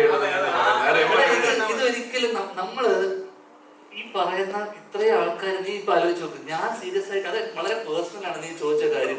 ഞാൻ ചോദിച്ച അത് നിനക്ക് എന്റെ അടുത്ത് ഈ ഒരു പടത്തിന് ഞാൻ പ്രൊമോട്ട് ചെയ്യാൻ നിൽക്കുന്ന ഒരു സ്ഥലത്ത് ഇത്രയും ആൾക്കാർ ഇരിക്കുന്ന സ്ഥലത്ത് ഒരു മിനിറ്റടാ, ഒരു മിനിറ്റ് സഹോദരൻ. അപ്പൊ ഞാൻ പറയല്ലേ, നീ അത് കേക്ക്. നീ ഒരു ചോദ്യം ചോദിച്ചില്ലേ, നിങ്ങൾക്ക് കുറച്ചുകൂടെ സീരിയസ് ആയി കണ്ടോ? അതിന് ഞാൻ മറുപടി പറഞ്ഞിട്ടെ. ഞാൻ എങ്ങനെ ജീവിതത്തിനെ കാണണം, ഞാൻ എങ്ങനെ സിനിമനെ അപ്രോച്ച് ചെയ്യണം എന്നുള്ളത് നീ എനിക്ക് ദയവ് ഇത് പറഞ്ഞു തരുന്നു. നിന്നെ ഒരിക്കലും നീ ഒരു മിനിറ്റ്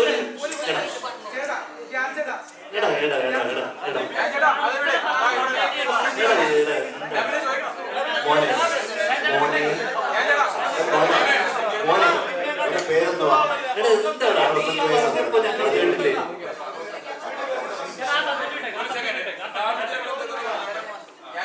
മോന്റെ പേരെന്തുവാ?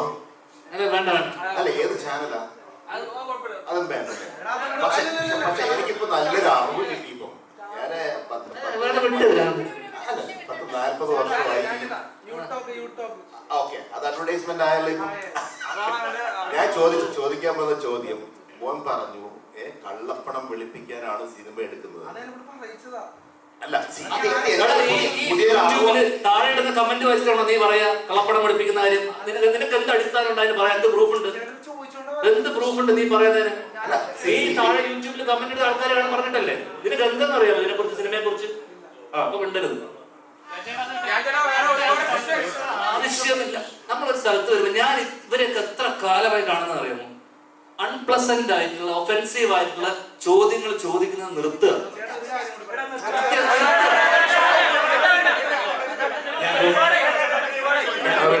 ഞാൻ നിനക്കൊരു കാര്യം പറഞ്ഞുതരാം. ഇല്ലല്ല, അവനൊരു കാര്യം പറഞ്ഞോട്ടെ. ഒരു കാര്യം നീ കേട്ടോ, ഒരു കാര്യം നീ കേട്ടോ. അല്ല, അവനൊരു ഒരു കാര്യം പറഞ്ഞാ മോനെ, എടാ നീ അവിടെ അവനെ നിങ്ങൾ കുറഞ്ഞതല്ലേ? എടാ എന്തുകൊണ്ടാണ് എനിക്ക് ഇത്ര സിനിമ എന്നറിയാമോ? ആൾക്കാരെ വെറുപ്പിക്കാതിരിക്കുക. വെറുപ്പിക്കുന്ന ചോദ്യങ്ങൾ ചോദിക്കുക. വേണ്ടത് വെറുപ്പിക്കരുത്. ഇവിടെ വേണ്ടത് സിറ്റ് പടം ചെയ്യുക, ഇതൊന്നുമല്ല. അച്ചടക്കം, മര്യാദ, എവിടെ എന്ത് സംസാരിക്കണമെങ്കിലും വെറുപ്പിക്കാതിരിക്കുക.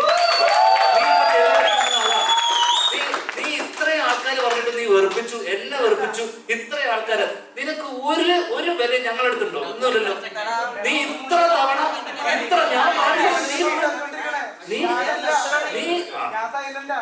കുഴപ്പമില്ല. ഇതിനെയും അതിന്റേതായ രസത്തിൽ തന്നെ എടുത്താൽ മതി മോനെ, കുഴപ്പമില്ല. ചോദിച്ചോ. എന്നോട് ഉത്തരം പറയാനില്ല. ആൾക്കാർ പറയുന്നത് പ്രൊമോഷൻസിന്റെ കാര്യങ്ങൾക്ക് വേണ്ടി വന്നതാണ്. നിർത്തടാ. നിങ്ങൾക്ക് കുറെ പ്രാവശ്യം പുറത്താക്കുന്നല്ല, മറ്റുള്ളവർക്ക് ചോദിക്കാൻ അവസരം കൊടുക്കണം. അയ്യോ കുഴപ്പമില്ല, ചോദിച്ചു. മോനെ ചോദിച്ചു, നമ്മൾ പറഞ്ഞു. ക്വസ്റ്റ്യൻസ് വരുന്നു, പ്ലീസ് പ്ലീസ്.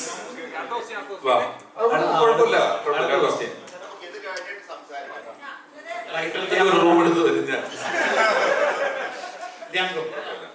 റിയൽ ലൈഫിൽ നടന്ന സംഭവം അതിൽ നടന്ന അതേ ക്യാരക്ടേഴ്സ് തന്നെയാണോ, മീൻ ആ ക്യാരക്ടർ തന്നെയാണോ സിനിമാറ്റിക് ആയിട്ട് എന്തെങ്കിലും എൻഹാൻസ് ചെയ്തിട്ടുണ്ടോ റൈറ്റിംഗ് വൈസ്? സിനിമാറ്റിക് ആയിട്ട് സ്വാഭാവികമായിട്ടും ചില സാധനങ്ങൾ എൻഹാൻസ് ചെയ്തിട്ടുണ്ട്. കാരണം ഞാനിപ്പം അതിന്റെ ഡയലോഗ്സും കാരണം എനിക്ക് ഇൻസിഡന്റ് മാത്രമേ അറിയുള്ളൂ. അപ്പം സ്വാഭാവികമായിട്ട് അന്ന് നടന്ന കാര്യങ്ങൾ, അവർക്കിടയിലുള്ള കോൺവെർസേഷൻ, ഡയലോഗ്സ് ഒന്നും നമുക്ക് കൃത്യമായിട്ടുള്ളൊരു ഐഡിയ ഇല്ല.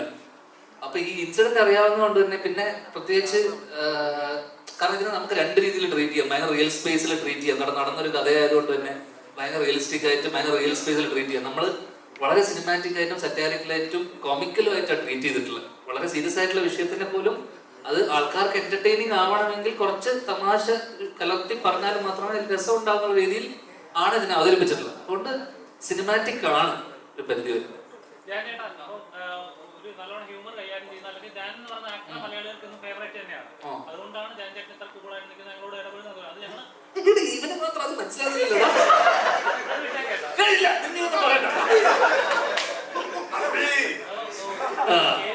എടാ നിനക്ക് എന്നോട് എന്തെങ്കിലും പ്രശ്നമുണ്ടോ? ചോദ്യം ചോദിക്കരുത്, പ്രശ്നം കഴിഞ്ഞു. കാര്യം ഞാൻ മനസ്സിലാവും. ഇത്രയും സ്വാതന്ത്ര്യത്തിൽ നിനക്ക് ഒരാളോട് സംസാരിക്കാൻ പറ്റുന്നത് ഞാൻ ഈ ഇൻഡസ്ട്രിയിൽ ഞാൻ മാത്രമായിരിക്കും. അല്ലെങ്കിൽ നീ ഫസ്റ്റ് ചോദ്യത്തിലല്ലേ നിന്നെ പുറത്താക്കി, നീ ഒരിക്കലും ഇവിടെ മോനെ ഇതിന്റെ മോന്റെ ജോലിയിൽ പഠിച്ചു വരികയാണ്. ഇത് അത് പഠിച്ചു വരുന്നു. അപ്പം ഈ ഭയങ്കര ഇങ്ങനത്തെ ക്വസ്റ്റ്യൻസ് ചോദിക്കല് വരുന്നതുകൊണ്ട് ഈ ജോലിയില് ഇതിന്റെ ഒരു ബിസിനസ് പരിപാടി, ഇതൊക്കെ ഞാൻ നിനക്ക് വളരെ പേഴ്സണലായിട്ട് പറഞ്ഞുതരാം. ഇവിടെ പലർക്കും അത് അറിയാം, നിനക്കത് അറിയില്ല, അതാ പ്രശ്നം. ഓക്കെ, ഞാൻ പറഞ്ഞുതരാം പേഴ്സണലായിട്ട്.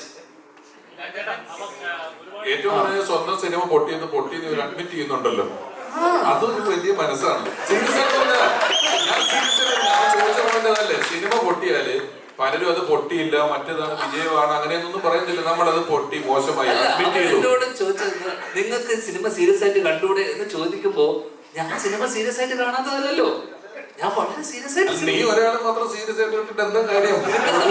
പ്രൊഡ്യൂസർ കാണണ്ടേ? ഇതിന്റെ പ്രൊഡ്യൂസർ, ഡയറക്ടർ, ഇവരൊക്കെ സീരിയസ് ആയിട്ട്. നമ്മുടെ ആക്ടേഴ്സ് എന്താണെന്നറിയാമോ, നമ്മുടെ ടൂളാണ്. നമ്മൾ എന്നെ ഉപയോഗിച്ച് വർഷങ്ങൾക്ക് ശേഷം സിനിമ ചെയ്തു, അതിന് ഞാൻ അത്യാവശ്യം എനിക്ക് അഭിനയിച്ചിട്ടില്ലേ, ആ പടം ഓടിയില്ലേ, നല്ല അതിന്റെ പുറകിൽ ഒരു നല്ല സംവിധായകരുണ്ടായിരുന്നു, എഴുത്തുകാരുണ്ടായിരുന്നു. ഇതൊക്കെയാണ് അതിന്റെ അവിഭാജ്യ ഘടകം. എന്തൊക്കെയാ? എഴുത്ത്, നീ പറഞ്ഞ പോലെ നല്ല എഴുത്തുകാർ വേണം. ഇത് എന്റെ കോളല്ല, നമുക്ക് വരുന്നതേ ചെയ്യാൻ പറ്റുള്ളൂ. നിനക്കൊരു ജോലി ചെയ്തിരുന്നു, ഒരാൾ ജോലി ചെയ്ത്, നമ്മൾ ഫ്രീലാൻസ് ചെയ്യുന്ന ആൾക്കാരാണ്. അപ്പൊ ഞാൻ എന്ത് ചെയ്യും, അവരുടെ ഗട്ട് ഫീലിങ്ങിനെ നമ്മൾ വിശ്വസിക്കും. കാരണം എല്ലാവരും ആദ്യ സിനിമ ചെയ്യാൻ വരുന്ന ആൾക്കാരാണ്. ഇതുപോലെ നിന്റെ പ്രായത്തിലുള്ള പഠിക്കുന്ന പിള്ളേര് ആദ്യ സിനിമ ചെയ്യാൻ വരുന്ന ആൾക്കാർ എന്റെ അടുത്ത് വന്നിട്ട് പറയുന്നു, ചേട്ടാ ഒന്ന് കൂടെ നിൽക്കണം.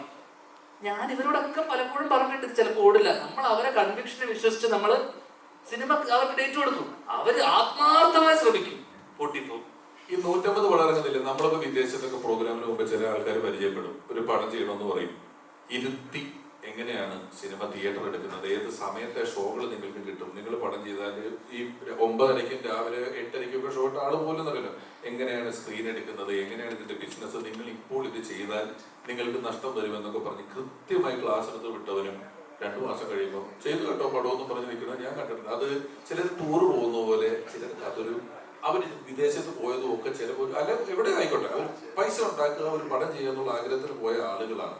അവരതിന് വരുന്നു, അവരത് ചെയ്യുന്നു. ഇത് കിട്ടിയില്ലെന്നോർത്ത് ഇതോടുകൂടി അങ്ങനെ നശിച്ച് വഴിയാധാരമാവുന്ന പ്രൊഡ്യൂസർമാരൊന്നും അല്ല. നല്ല ആളുകൾ നല്ല അവരുടെ ഒരു ചെറിയൊരു ഒരു ആഗ്രഹപ്പടം ചെയ്യുന്നു, ആ ആഗ്രഹപ്പടത്തിന് അവൈലബിൾ ആകുന്ന ആക്ടർമാരെ തട്ടുന്നു, അതിന് കിട്ടുന്നു, ചെയ്യുന്നു, അത്രേ ഉള്ളൂ. നിന്നോട് ഒരു ദേഷ്യവും ഒരു പെർസെന്റ് പോലും ഞങ്ങൾക്ക് ആർക്കും ഇല്ല. നീ അതിന്റെ പേരിൽ മനസ്സ് വേദനിക്കേണ്ട ആവശ്യവുമില്ല. അങ്ങനെ കേട്ടോ, എന്റെ പ്രായത്തിൽ നിന്നെ പോലെയായിരുന്നു ഞാൻ.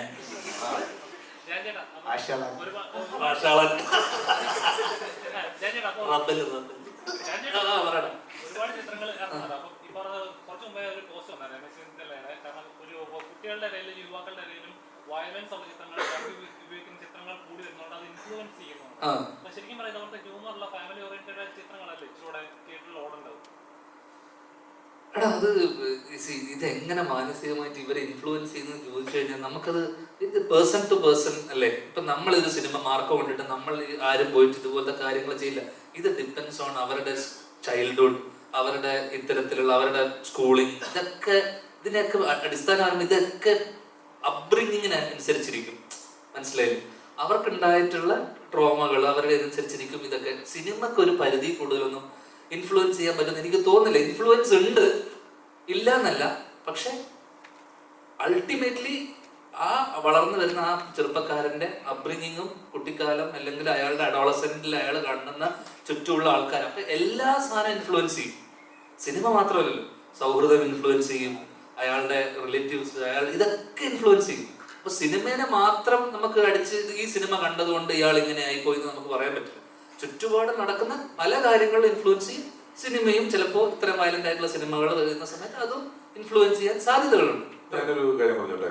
അതായത് ഒരു വലിയ കൊലപാതകം, ആ കൊലപാതകത്തിന് ശേഷം 2 വീട്ടുകാർ തമ്മിൽ വലിയ പ്രതികാരം, വർഷങ്ങളോളം പ്രതികാരം തമ്മിൽ മിണ്ടൂല്ല എന്നൊക്കെയുള്ള കഥയാണ് ഗോഡ് ഫാദറിന്റെ യഥാർത്ഥ കഥ. എന്റെ ലക്ഷ്മി കൈകളിൽ കിടന്ന് പെടഞ്ഞു മരിച്ചു എന്നൊക്കെ പറയുന്നത് വെട്ടിക്കൊന്നതാണ്.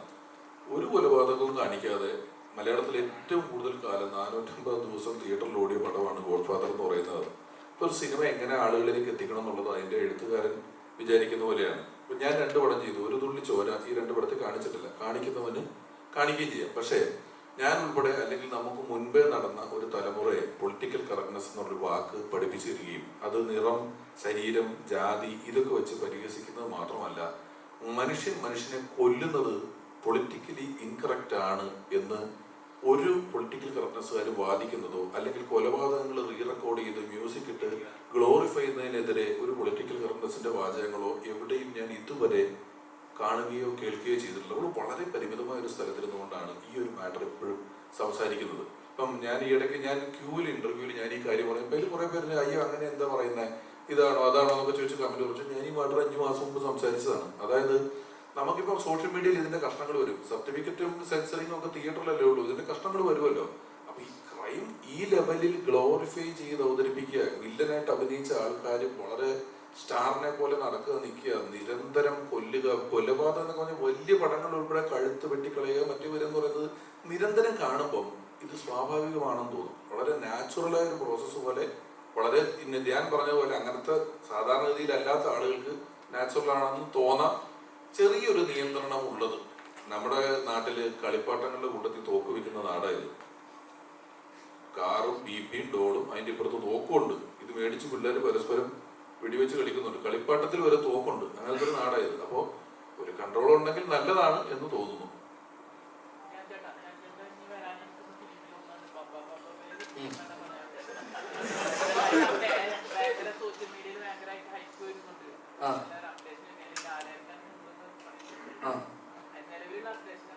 നിലവിൽ ഞാൻ വളരെ സീരിയസ് ആയിട്ട് ചെയ്തൊരു സിനിമയാണ്.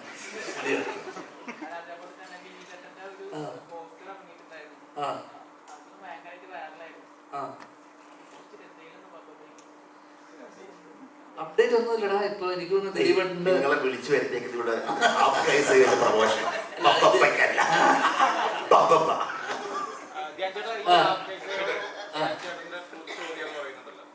ഏതാ സിനിമ ഇറങ്ങി കഴിഞ്ഞാൽ അതിന്റെ കഥാപാത്രങ്ങള് ഒരിക്കലും കാണിക്കാൻ പറ്റത്തില്ല. മഞ്ഞുമൽ ബോയ്സ് ഒക്കെ കണ്ട പോലെ ഒരു വീരസാഹസിക കൃത്യമൊന്നും അല്ല ഇവന്റെ കൂട്ടുകാര് ചെയ്തേക്കുന്നത്. അത്യാവശ്യം ട്രെയിലർ കണ്ടാലുള്ള സംഭവങ്ങൾ ചെറുതിന് മനസ്സിലായി കാണുമല്ലോ. അത്ര വീരസാഹസികതകളില്ല. അത് അവന്മാര് ചിലപ്പോ പഞ്ചായത്ത് വിട്ട് പോവാൻ സാധ്യതയുണ്ട്. ഇവൻ അവരോട് പറഞ്ഞിട്ടില്ല നിങ്ങളുടെ കഥയാന്നുള്ളത്. അവര് ഫ്രഷ് ആയിട്ട് വന്ന് കാണുമ്പോ ഇത് ഇവന്റെയാന്ന് അറിഞ്ഞാൽ അവൻ പഞ്ചായത്ത് വിട്ട് പോകും. അതുപോലത്തെ കഥയാണ്.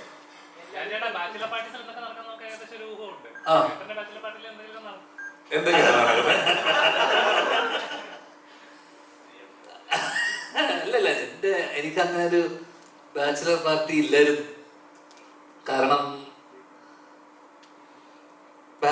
അതിന്റെ ഒരു ഡെയിലി പാർട്ടി ഉള്ളവർക്ക് ഒരു പ്രത്യേകിച്ച് ഒരു ദിവസമായിട്ടൊരു ബാച്ചിലർ പാർട്ടി എന്ന് പറഞ്ഞൊരു ഇല്ല.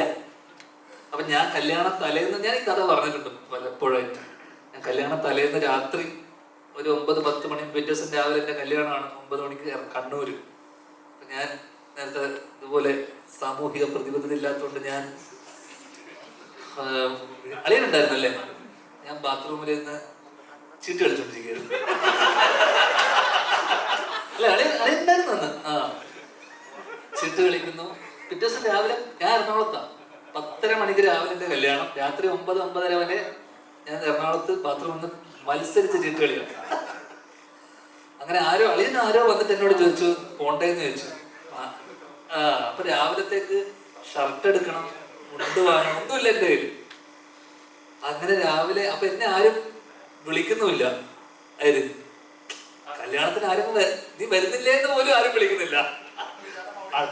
പലരുടെയും വിചാരം അച്ഛൻ വിളിച്ചില്ല, അമ്മ വിളിച്ചില്ല, ആരും വിളിക്കുന്നില്ല. ഞാൻ പിന്നെ എന്തിനാ പോണേ അങ്ങോട്ട്. ഷൂട്ട് മാറ്റി വെച്ചു. അങ്ങനെ രാത്രി ഒരു 9:30-10 മണി ആയപ്പോഴാണ് ഈ മത്സരത്തിനിടയിൽ എന്നോട് ആരോ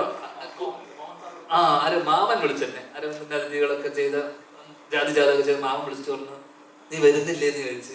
അങ്ങനെ ഹോട്ടലുണ്ടോന്ന് ചോദിച്ചു. അപ്പൊ ഞാൻ പറഞ്ഞു ഇല്ല, ഞാൻ എറണാകുളത്താന്ന് പറഞ്ഞു. അങ്ങനെ ആ 10-10:30-11 മണിക്ക് ഞാൻ പുറപ്പെട്ട് ഏകദേശം 4-4:30 മണി വരെ 4-5 മണിയൊക്കെ ആയപ്പോഴാണ് എത്തിയത്. 6 മണി അപ്പോഴേക്ക് ഞാൻ വരുന്ന വഴിക്ക് നീരജിനെ ഹോട്ടലിൽ വെച്ച് കാണുന്നു. ഇവന്റെ കുറെ കലാപരിപാടിയൊക്കെ കഴിഞ്ഞതിന് ശേഷം 9:30 മണിക്ക് ഞാൻ ഉറങ്ങാതെ എഴുന്നേറ്റ് നേരെ ഒരു 9:30 മണിക്ക് ആരോ തന്ന ഡ്രസ്സ് ഇട്ട് ഞാൻ നേരെ കല്യാണം താലി ചേർത്തു. തിരിച്ച് അതേപടി എറണാകുളത്ത് നിന്ന് പിറ്റേ ദിവസം ചീട്ടുകളി പാരി സൈഡിൽ പിന്നെ അല്ല, വർഷങ്ങളായിട്ടുള്ള ഒരു സൗഹൃദം ഉള്ളത് കൊണ്ട് പുള്ളിക്കാരി നമ്മുടെ ദൈനംദിന ജീവിതത്തിന്റെ പരിപാടിയൊക്കെ അന്ന് ഇപ്പൊ അതൊക്കെ നിർത്തി. ഇന്ന് സൂപ്പിലിടോ മാത്രം.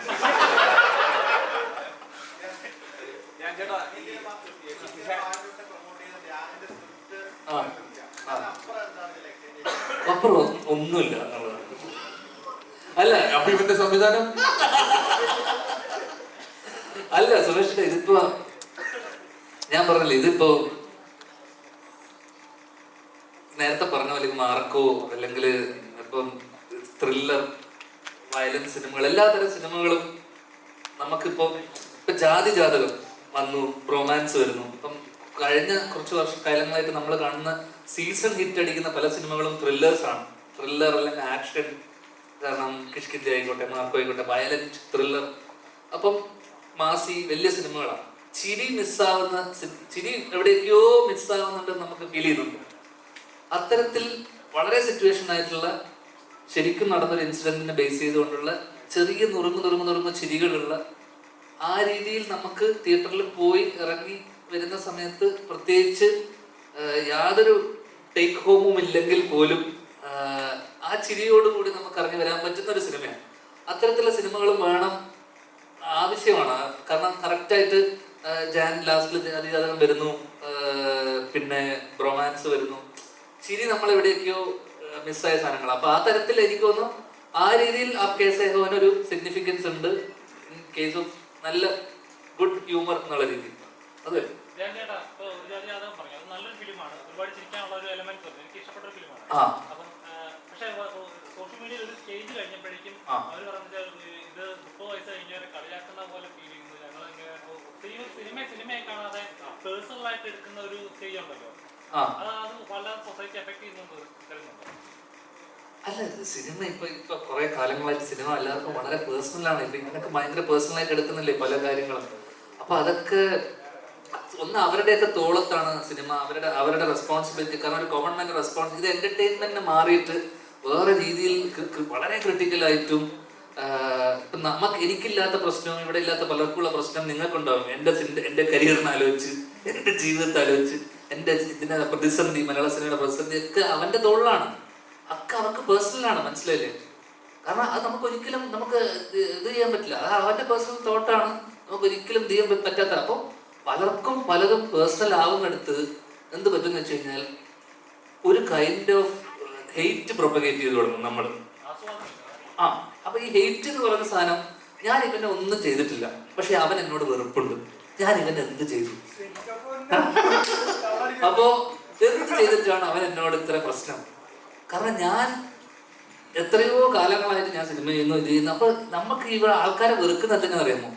നമ്മൾ സിനിമ ചെയ്തുകൊണ്ട് നമ്മൾ ഏറ്റവും ഇവിടെ വലിയ സൂപ്പർ സ്റ്റാർ ആയിട്ടുള്ള വലിയ നല്ല സിനിമ ചെയ്യുന്നവരൊക്കെ നല്ല മനുഷ്യന്മാരാണെന്ന് എനിക്ക് തോന്നുന്നുണ്ടോ?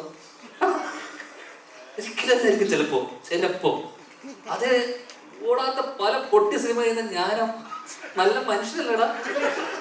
അത് ഈ ജഡ്ജ് ചെയ്യുന്നതും ആസ്വദിക്കുന്നതായിട്ട് വലിയ വ്യത്യാസമുണ്ട്. വിദേശത്തൊക്കെ ഒരു ബ്രേക്ക്ഫാസ്റ്റ് കൊണ്ട് തന്നാൽ എൻജോയ് യുവർ ബ്രേക്ക്ഫാസ്റ്റ് പറഞ്ഞ് നമ്മൾ എൻജോയ് ചെയ്യാനാണ് പറയുന്നത്. ഇവിടെ നമ്മൾ എല്ലാ സാധനവും വളരെ ജഡ്ജ് ചെയ്യുകയാണ്. ഇപ്പൊ ഞങ്ങളുടെ ഇന്റർവ്യൂ, ഞങ്ങളെല്ലാവരും ഈ പടത്തിന്റെ പ്രൊമോഷൻ ഇന്റർവ്യൂ ചെയ്തല്ലോ. ഞങ്ങൾ 4-5 സുഹൃത്തുക്കളാണ്. ഞങ്ങൾ അങ്ങോട്ടും ഇങ്ങോട്ടൊക്കെ പറഞ്ഞ്, ഞാൻ ഇതിന്റെ ചില ഇന്റർവ്യൂ ഒക്കെ ലിങ്ക് കിട്ടി ഇങ്ങനെ കമന്റൊക്കെ വായിച്ചു നോക്കുമ്പോൾ ചില ആൾക്കാര് ധ്യാൻ അത് പറഞ്ഞത് തുഷാരടിക്ക് ഇഷ്ടപ്പെട്ടില്ല, മറ്റവൻ ഈ സമയം എത്രയും അജു വർഗീസ് അങ്ങോട്ട് നോക്കിയിരുന്നത് നിങ്ങളിൽ എത്ര പേർ ശ്രദ്ധിച്ചു? ഇതൊന്നുമില്ല, ഇതൊക്കെ ഇവർ പേഴ്സണലായി എടുത്ത് ഞങ്ങളുടെ ഓരോരുത്തരുടെയും ആ സമയത്തെ മാനസിക നില എന്തായിരുന്നു, ഞങ്ങൾ ഇങ്ങനെ ഒരു വിദ്വേഷം മനസ്സിൽ വെച്ചിട്ടായിരിക്കും ഇത് ചെയ്തതെന്നൊക്കെ ഓവർ തിങ്ക് ചെയ്ത് കഥകൾ മെനഞ്ഞ് കമന്റുകൾ ഇട്ടുകൊണ്ടിരിക്കുകയാണ് പലതരത്തിൽ. അവിടെ ഇതിനെ എന്ത് രസമായിട്ട് കണ്ട് ചിരിച്ച് മറക്കാവുന്ന ഒരു കാര്യമാണ്. ഇതൊരു ഇന്റർവ്യൂ അല്ല, അതൊരു ഇനം ഞങ്ങൾ പ്രസന്റ് ചെയ്തൊന്നുമല്ലോ. ഞാൻ ഇന്നലെ ധ്യാനെ വിളിച്ചു പറഞ്ഞു, ഞാന് നമ്മുടെ പ്രോഗ്രാം കണ്ടിട്ട് നല്ലതാന്ന് പറയുന്ന ആൾക്കാരുണ്ട്, TV ഷോ കണ്ടിട്ടുണ്ട്, സിനിമ കണ്ടിട്ട് പറയുന്നുണ്ട്, ഇന്റർവ്യൂ കണ്ടിരുന്നു നന്നായിരുന്നു എന്നൊക്കെ ചിലത് പറഞ്ഞു. അതൊരു ഐറ്റം പോലെയായി, ഒരു ഐറ്റം നമ്മൾ ചെയ്ത പോലെ. എനിക്കിതറിയില്ലല്ലോ. ഞാന് ഇടക്കാലത്ത് ഈ ക്യാപ്ഷൻ ഇടുമല്ലോ, ഞാൻ നല്ല ക്യാപ്ഷനുകൾ ഇടുമായിരുന്നു. ഒരു ദിവസം ഞാൻ നോക്കിയപ്പോഴേ, ചേട്ടാ ഇന്നത്തെ ക്യാപ്ഷൻ ഏറ്റില്ലെന്നൊരു കമന്റ്. ഇത് ഞാൻ വെറുതെ ഫോട്ടോ എടുത്ത ഒരു ക്യാപ്ഷൻ അല്ല, ഇത് ജഡ്ജ് ചെയ്യാനായിട്ട് കൊടുക്കുന്നതല്ല. അതെനിക്ക് പെട്ടെന്ന് കിട്ടല്ലേ, ഒരു ദിവസം വേണം, നിന്റെ ക്യാപ്ഷൻ ഇടണം. എനിക്കൊരു 10 വയസ്സ് പ്രയോജനമില്ലാത്ത കാര്യം എനിക്കറിയാമല്ലോ, നല്ല ക്യാപ്ഷൻ. ദേഷ്യം വേണ്ട, ചിരിക്കുന്നെങ്കിൽ ഒരു ചിരി വന്നിട്ട് കേൾക്കാം. ഇന്നത്തെ ക്യാപ്ഷൻ അത്ര ഏറ്റില്ലെന്നൊരു കമന്റ് ഒന്നും വേണ്ടി. ഇതൊക്കെ ജഡ്ജ് ചെയ്യാനേ, ഇതവൻ റിവ്യൂ പറയാൻ തുടങ്ങി എന്റെ ക്യാപ്ഷന്. ഇതിന്റെയൊക്കെ റിവ്യൂ പറയേണ്ട വല്ല കാര്യമുണ്ടോ? അതുകൊണ്ട് ഒരു പ്രശ്നം ഉണ്ടാവും. നമ്മൾ പിറ്റേ ദിവസം ശ്രദ്ധിക്കും ക്യാപ്ഷൻ ഇടുന്ന സമയത്ത്. ഞാൻ നിർത്തി. എനിക്ക് ഇവന്റെ ജഡ്ജ്മെന്റിൽ എന്തായാലും ഞാൻ ഫോട്ടോ എടുത്ത് ചിലപ്പോ നിർത്താൻ പറ്റണില്ല. എനിക്ക് എന്റെ പ്രശ്നം അറിയാമോ, ഈ ഇന്റർവ്യൂ രസമില്ല, ഇത് തിരിക്കാനൊന്നും ഇല്ലെന്ന് എനിക്ക് ടെൻഷൻ. സിനിമ കാണിച്ച ആ സീന് പോവും. മരക്കൊമ്പ് ഒപ്പം തന്നെ മരക്കൊമ്പ് അവന്റെ തലയിൽ വീണ് പിന്നേനെ ചോദിക്കും. അപ്പൊ സത്യത്തിൽ സിനിമാറ്റിക് ആക്ടർ എന്ന് പറയുന്നത് സമൂഹത്തിലുള്ള അത്ര ഇല്ല സിനിമയില്. സമൂഹത്തിനാണ് കുറച്ചുകൂടെ നമുക്ക് വിശ്വസിക്കാനുള്ളത്. സിനിമ വിശ്വസിപ്പിക്കാൻ കൂടുതൽ പാടാണ്. ആ ആ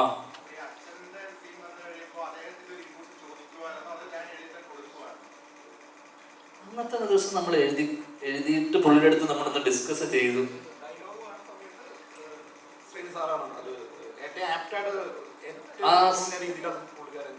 ആ സീൻ ഒന്ന് ജസ്റ്റ് ഒന്ന് ബ്രീഫ് ചെയ്തപ്പോ പുള്ളി അതിനകത്ത് എന്തൊക്കെ പറയണം വേണ്ട എന്നുള്ളതൊക്കെ ജസ്റ്റ് ഒന്ന് പുള്ളി പറയും. അതിനപ്പുറം ഭയങ്കര ഇൻപുട്സ് ഒന്നും ഉണ്ടായിരുന്നു. അല്ല, അങ്ങനെ ഭയങ്കര നിർണായക ഘട്ടമൊന്നും ഈ സിനിമയിൽ അത്തരത്തിലുള്ള വലിയ ഘട്ടങ്ങളൊന്നും ഇല്ല.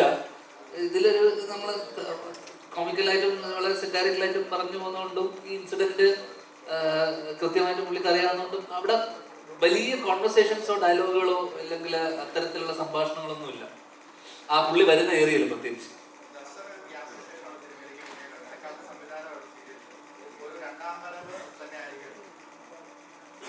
അത് നിങ്ങളല്ലേ പറയേണ്ടത്, വരവാണോ പോക്കാണോ എന്നുള്ളത്. എനിക്ക് വളരെ ഇഷ്ടപ്പെട്ടു. ഭയങ്കര എന്താ പറയുന്ന ഭയങ്കര ഫ്രീ ആയിട്ട് ചെയ്യാൻ പറ്റി. അത് എന്നെ ഡയറക്ടറിനെയും ധ്യാനിനെയും തന്നെയാണ് ഫുൾ ക്രെഡിറ്റ് ഉള്ളത്.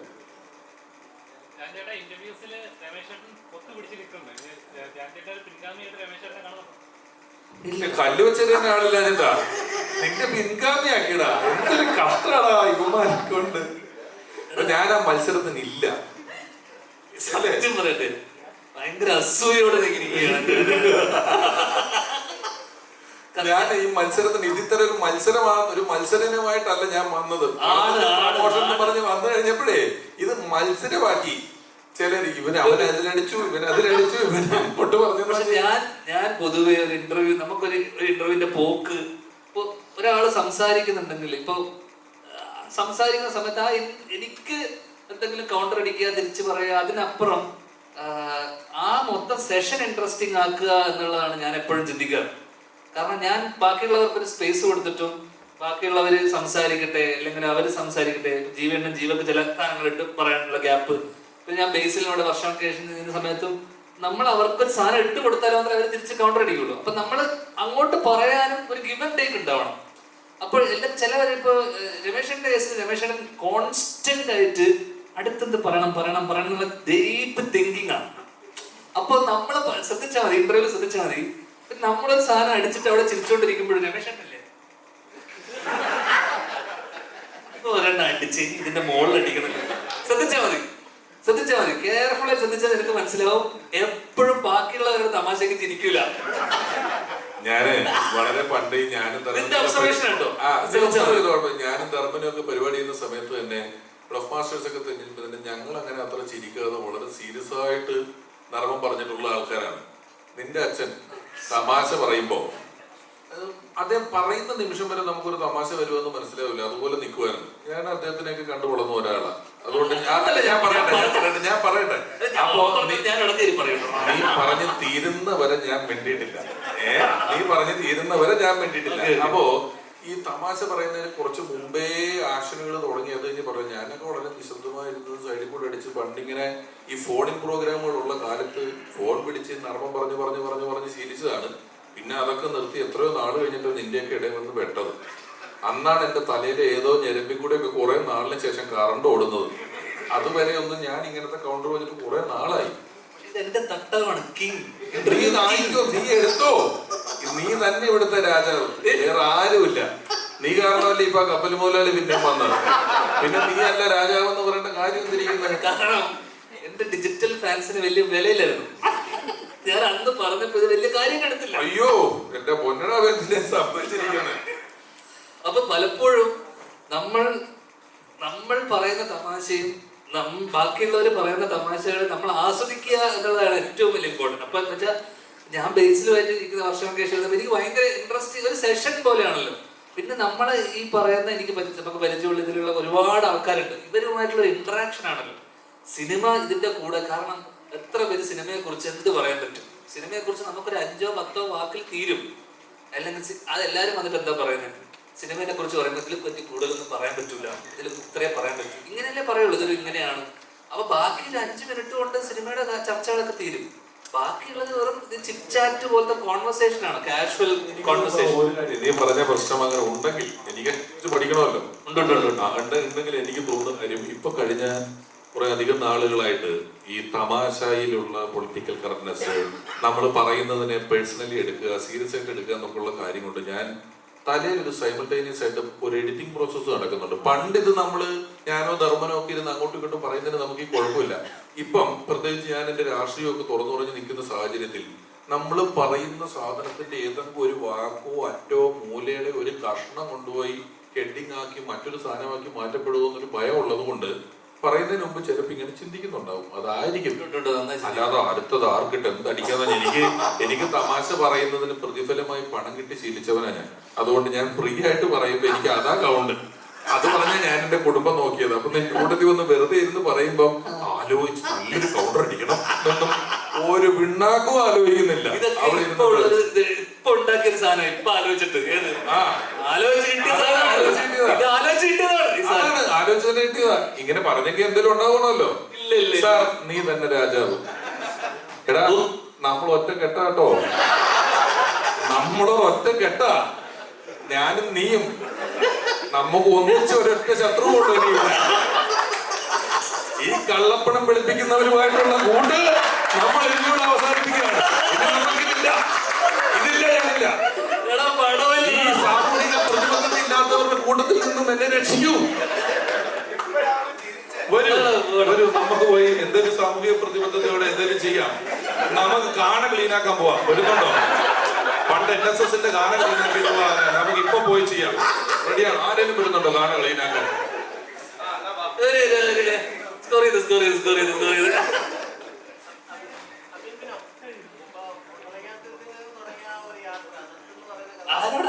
നീ തന്നെ വർത്താനം പറയണോ വീഡിയോ കോൾ ചെയ്യുവാണോ?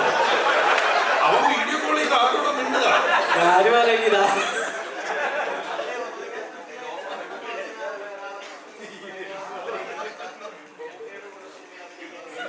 മോനെ ഇത് നീ പറഞ്ഞാൽ മതിയോ? ഞങ്ങള് കേക്കണ്ടേ? ആരെങ്കിലും അവനൊരു മൈക്ക് കൊടുക്കുമോ? ആ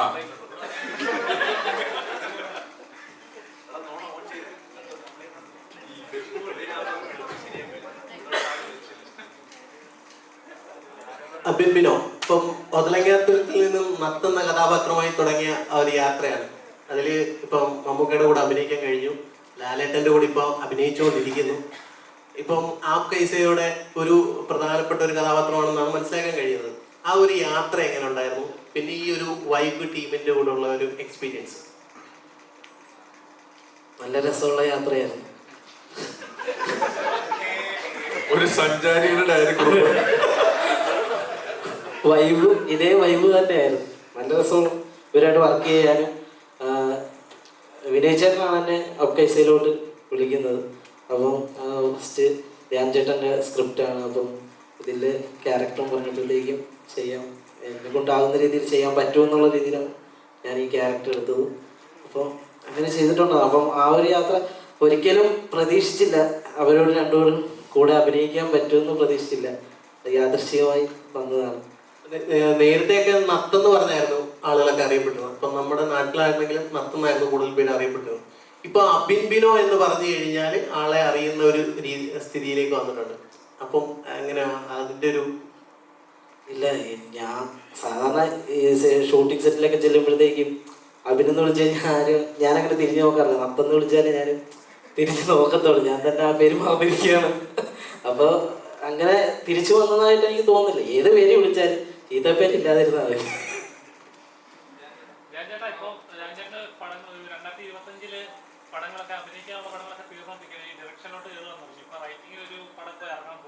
ആ ഇനി അടുത്ത പ്രോജക്റ്റ് ഏതാണ്?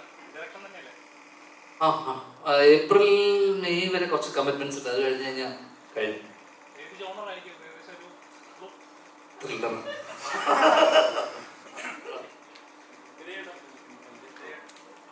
ഒരുപാട് ഹാസ്യപടങ്ങൾ വർക്ക് ചെയ്തിട്ടുള്ള ആളാണ്.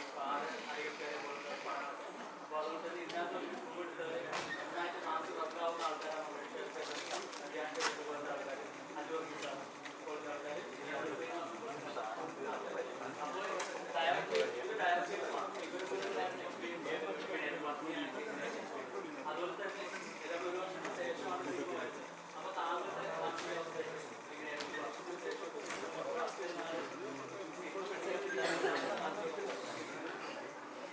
14 വർഷമായിട്ട് അസിസ്റ്റന്റ് ക്ലീറ്റസ് തുടങ്ങി ഞാൻ അസിസ്റ്റന്റ് ആയിട്ട് നിൽക്കുന്നതാണ്. അടികപ്പേര് തുടങ്ങി തുടങ്ങി ധ്യാന്റെ കൂടെ ഉണ്ട്. അപ്പൊ പല കഥകളും നമ്മളിങ്ങനെ ഡിസ്കസ് ചെയ്യുന്ന കൂട്ടത്തില് വന്നൊരു കഥയുമാണിത്. അപ്പൊ അതിനു മുമ്പ് നമ്മൾ പാതിരക്കുർബാന എന്നൊരു പടം അനൗൺസ് ചെയ്തിട്ട് ഷൂട്ടിങ്ങിനൊക്കെ ഒരു 3 ആഴ്ച മുമ്പ് കോവിഡിന്റെ സെക്കൻഡ് ലോക്ക്ഡൌണിൽ ഇപ്പോൾ നമ്മൾ ഊട്ടിയുടെ ലൊക്കേഷനൊക്കെ ഫിക്സ് ചെയ്ത് അത് നിന്നുപോയത്. അപ്പോഴാണ് ഞാൻ പറഞ്ഞത് നമുക്ക് ഇങ്ങനെ ഒരു പടം ചെയ്യാം എത്രയും പെട്ടെന്ന് പറഞ്ഞിട്ടാണ് ഇങ്ങനെ വരുന്നത്. ഇനി ഇത്രയും ആർട്ടിസ്റ്റുകൾ നമുക്ക് അതിച്ചേട്ടനും ധ്യാനം ഒക്കെ ആണെങ്കിലും നമ്മൾ ത്രൂ ഔട്ട് എപ്പോഴും കമ്മ്യൂണിക്കേഷൻ ഉള്ള ആൾക്കാരാണ്. രമേശ് ചേട്ടനായിട്ട് ഞാൻ ആദ്യമായിട്ട് ഇത് ചെയ്യണത്. പക്ഷേ നമ്മളൊരു സീൻ ഡെവലപ്പ് ചെയ്തിട്ട് രമേശ് ചേട്ടൻ്റെ അടുത്ത് ഇരുന്നിട്ട് നമുക്ക് ഡയലോഗ്സ് ഇപ്പോൾ കൗണ്ടേഴ്സ് വന്ന സമയത്ത് ഇതൊരു രമേശ് ചേട്ടൻ ചെയ്യാത്ത ടൈപ്പ് ഒരു ക്യാരക്ടർ ആയതുകൊണ്ട് തന്നെ പുള്ളി അതിന് അത്രയ്ക്കും ഇൻപുട്സ് നമുക്ക് തരുന്നുണ്ടായിരുന്നു. ഡയലോഗ്സ് നമുക്ക് ഇങ്ങനെ ചെയ്ത് നോക്കാം. പിന്നെ അജിച്ചേട്ടനും രമേശ് ചേട്ടനും കൂടി ഇംപ്രൂവൈസ് ചെയ്തിട്ട് അതിനെ ഏറ്റവും മാക്സിമം നന്നാക്കാനായിട്ടുള്ള എല്ലാ പരിപാടികളും നമുക്ക് നടന്നത്. ഭയങ്കര സപ്പോർട്ടായിരുന്നു. എനിക്ക് മൊത്തം ആർട്ടിസ്റ്റിന്റെ ഭാഗത്ത് നിന്ന് ഭയങ്കര സപ്പോർട്ടുണ്ടായിരുന്നു. പിന്നെ ഈ ഒരു വർഷം ഇറങ്ങാതിരിക്കുന്ന സമയത്ത് ഇടയ്ക്ക് സങ്കടം വരുന്ന സമയത്ത് ഇങ്ങനെ രാത്രികളിൽ ധ്യാനം വിളിച്ചിട്ട് സങ്കടമൊക്കെ പറയുമ്പോൾ നമ്മളെ മാക്സിമം ചേർത്ത് നിർത്താനാണ് എല്ലാവരും നോക്കിയത്. സന്തോഷം ഇപ്പം ഇറങ്ങാൻ പോകുമ്പോൾ. അപ്പോൾ നമ്മുടെ പ്രസ് മീറ്റ് വൈൻഡപ്പ് ചെയ്യാണ്. Thank you so much. എല്ലാവരും വളരെ ഹാപ്പി ആയിട്ടുള്ള നല്ല നല്ല കാര്യങ്ങളൊക്കെ വേണ്ട ഇടാൻ പോസ്റ്റ് ചെയ്യാൻ. ഓക്കെ വന്നിരിക്കുകയാണ്. അപ്പൊ എല്ലാവരും നാളെ സിനിമ കാണാനും കൂടെ എത്തണം കേട്ടോ. രാവിലെ അപ്പൊ എല്ലാരും രാവിലെ 28-ാം തീയതി രാവിലെ സിനിമ കണ്ടിട്ട് മുൻവിധിയോടെ അല്ലാതെ പോയി സിനിമ കണ്ടിട്ട് പറ കേട്ടോ. നല്ലതാണെങ്കിൽ മാക്സിമം ചിൽച്ചിലായിട്ട്. Thank you so much. Thank you കേട്ടോ. So thank you so much everyone.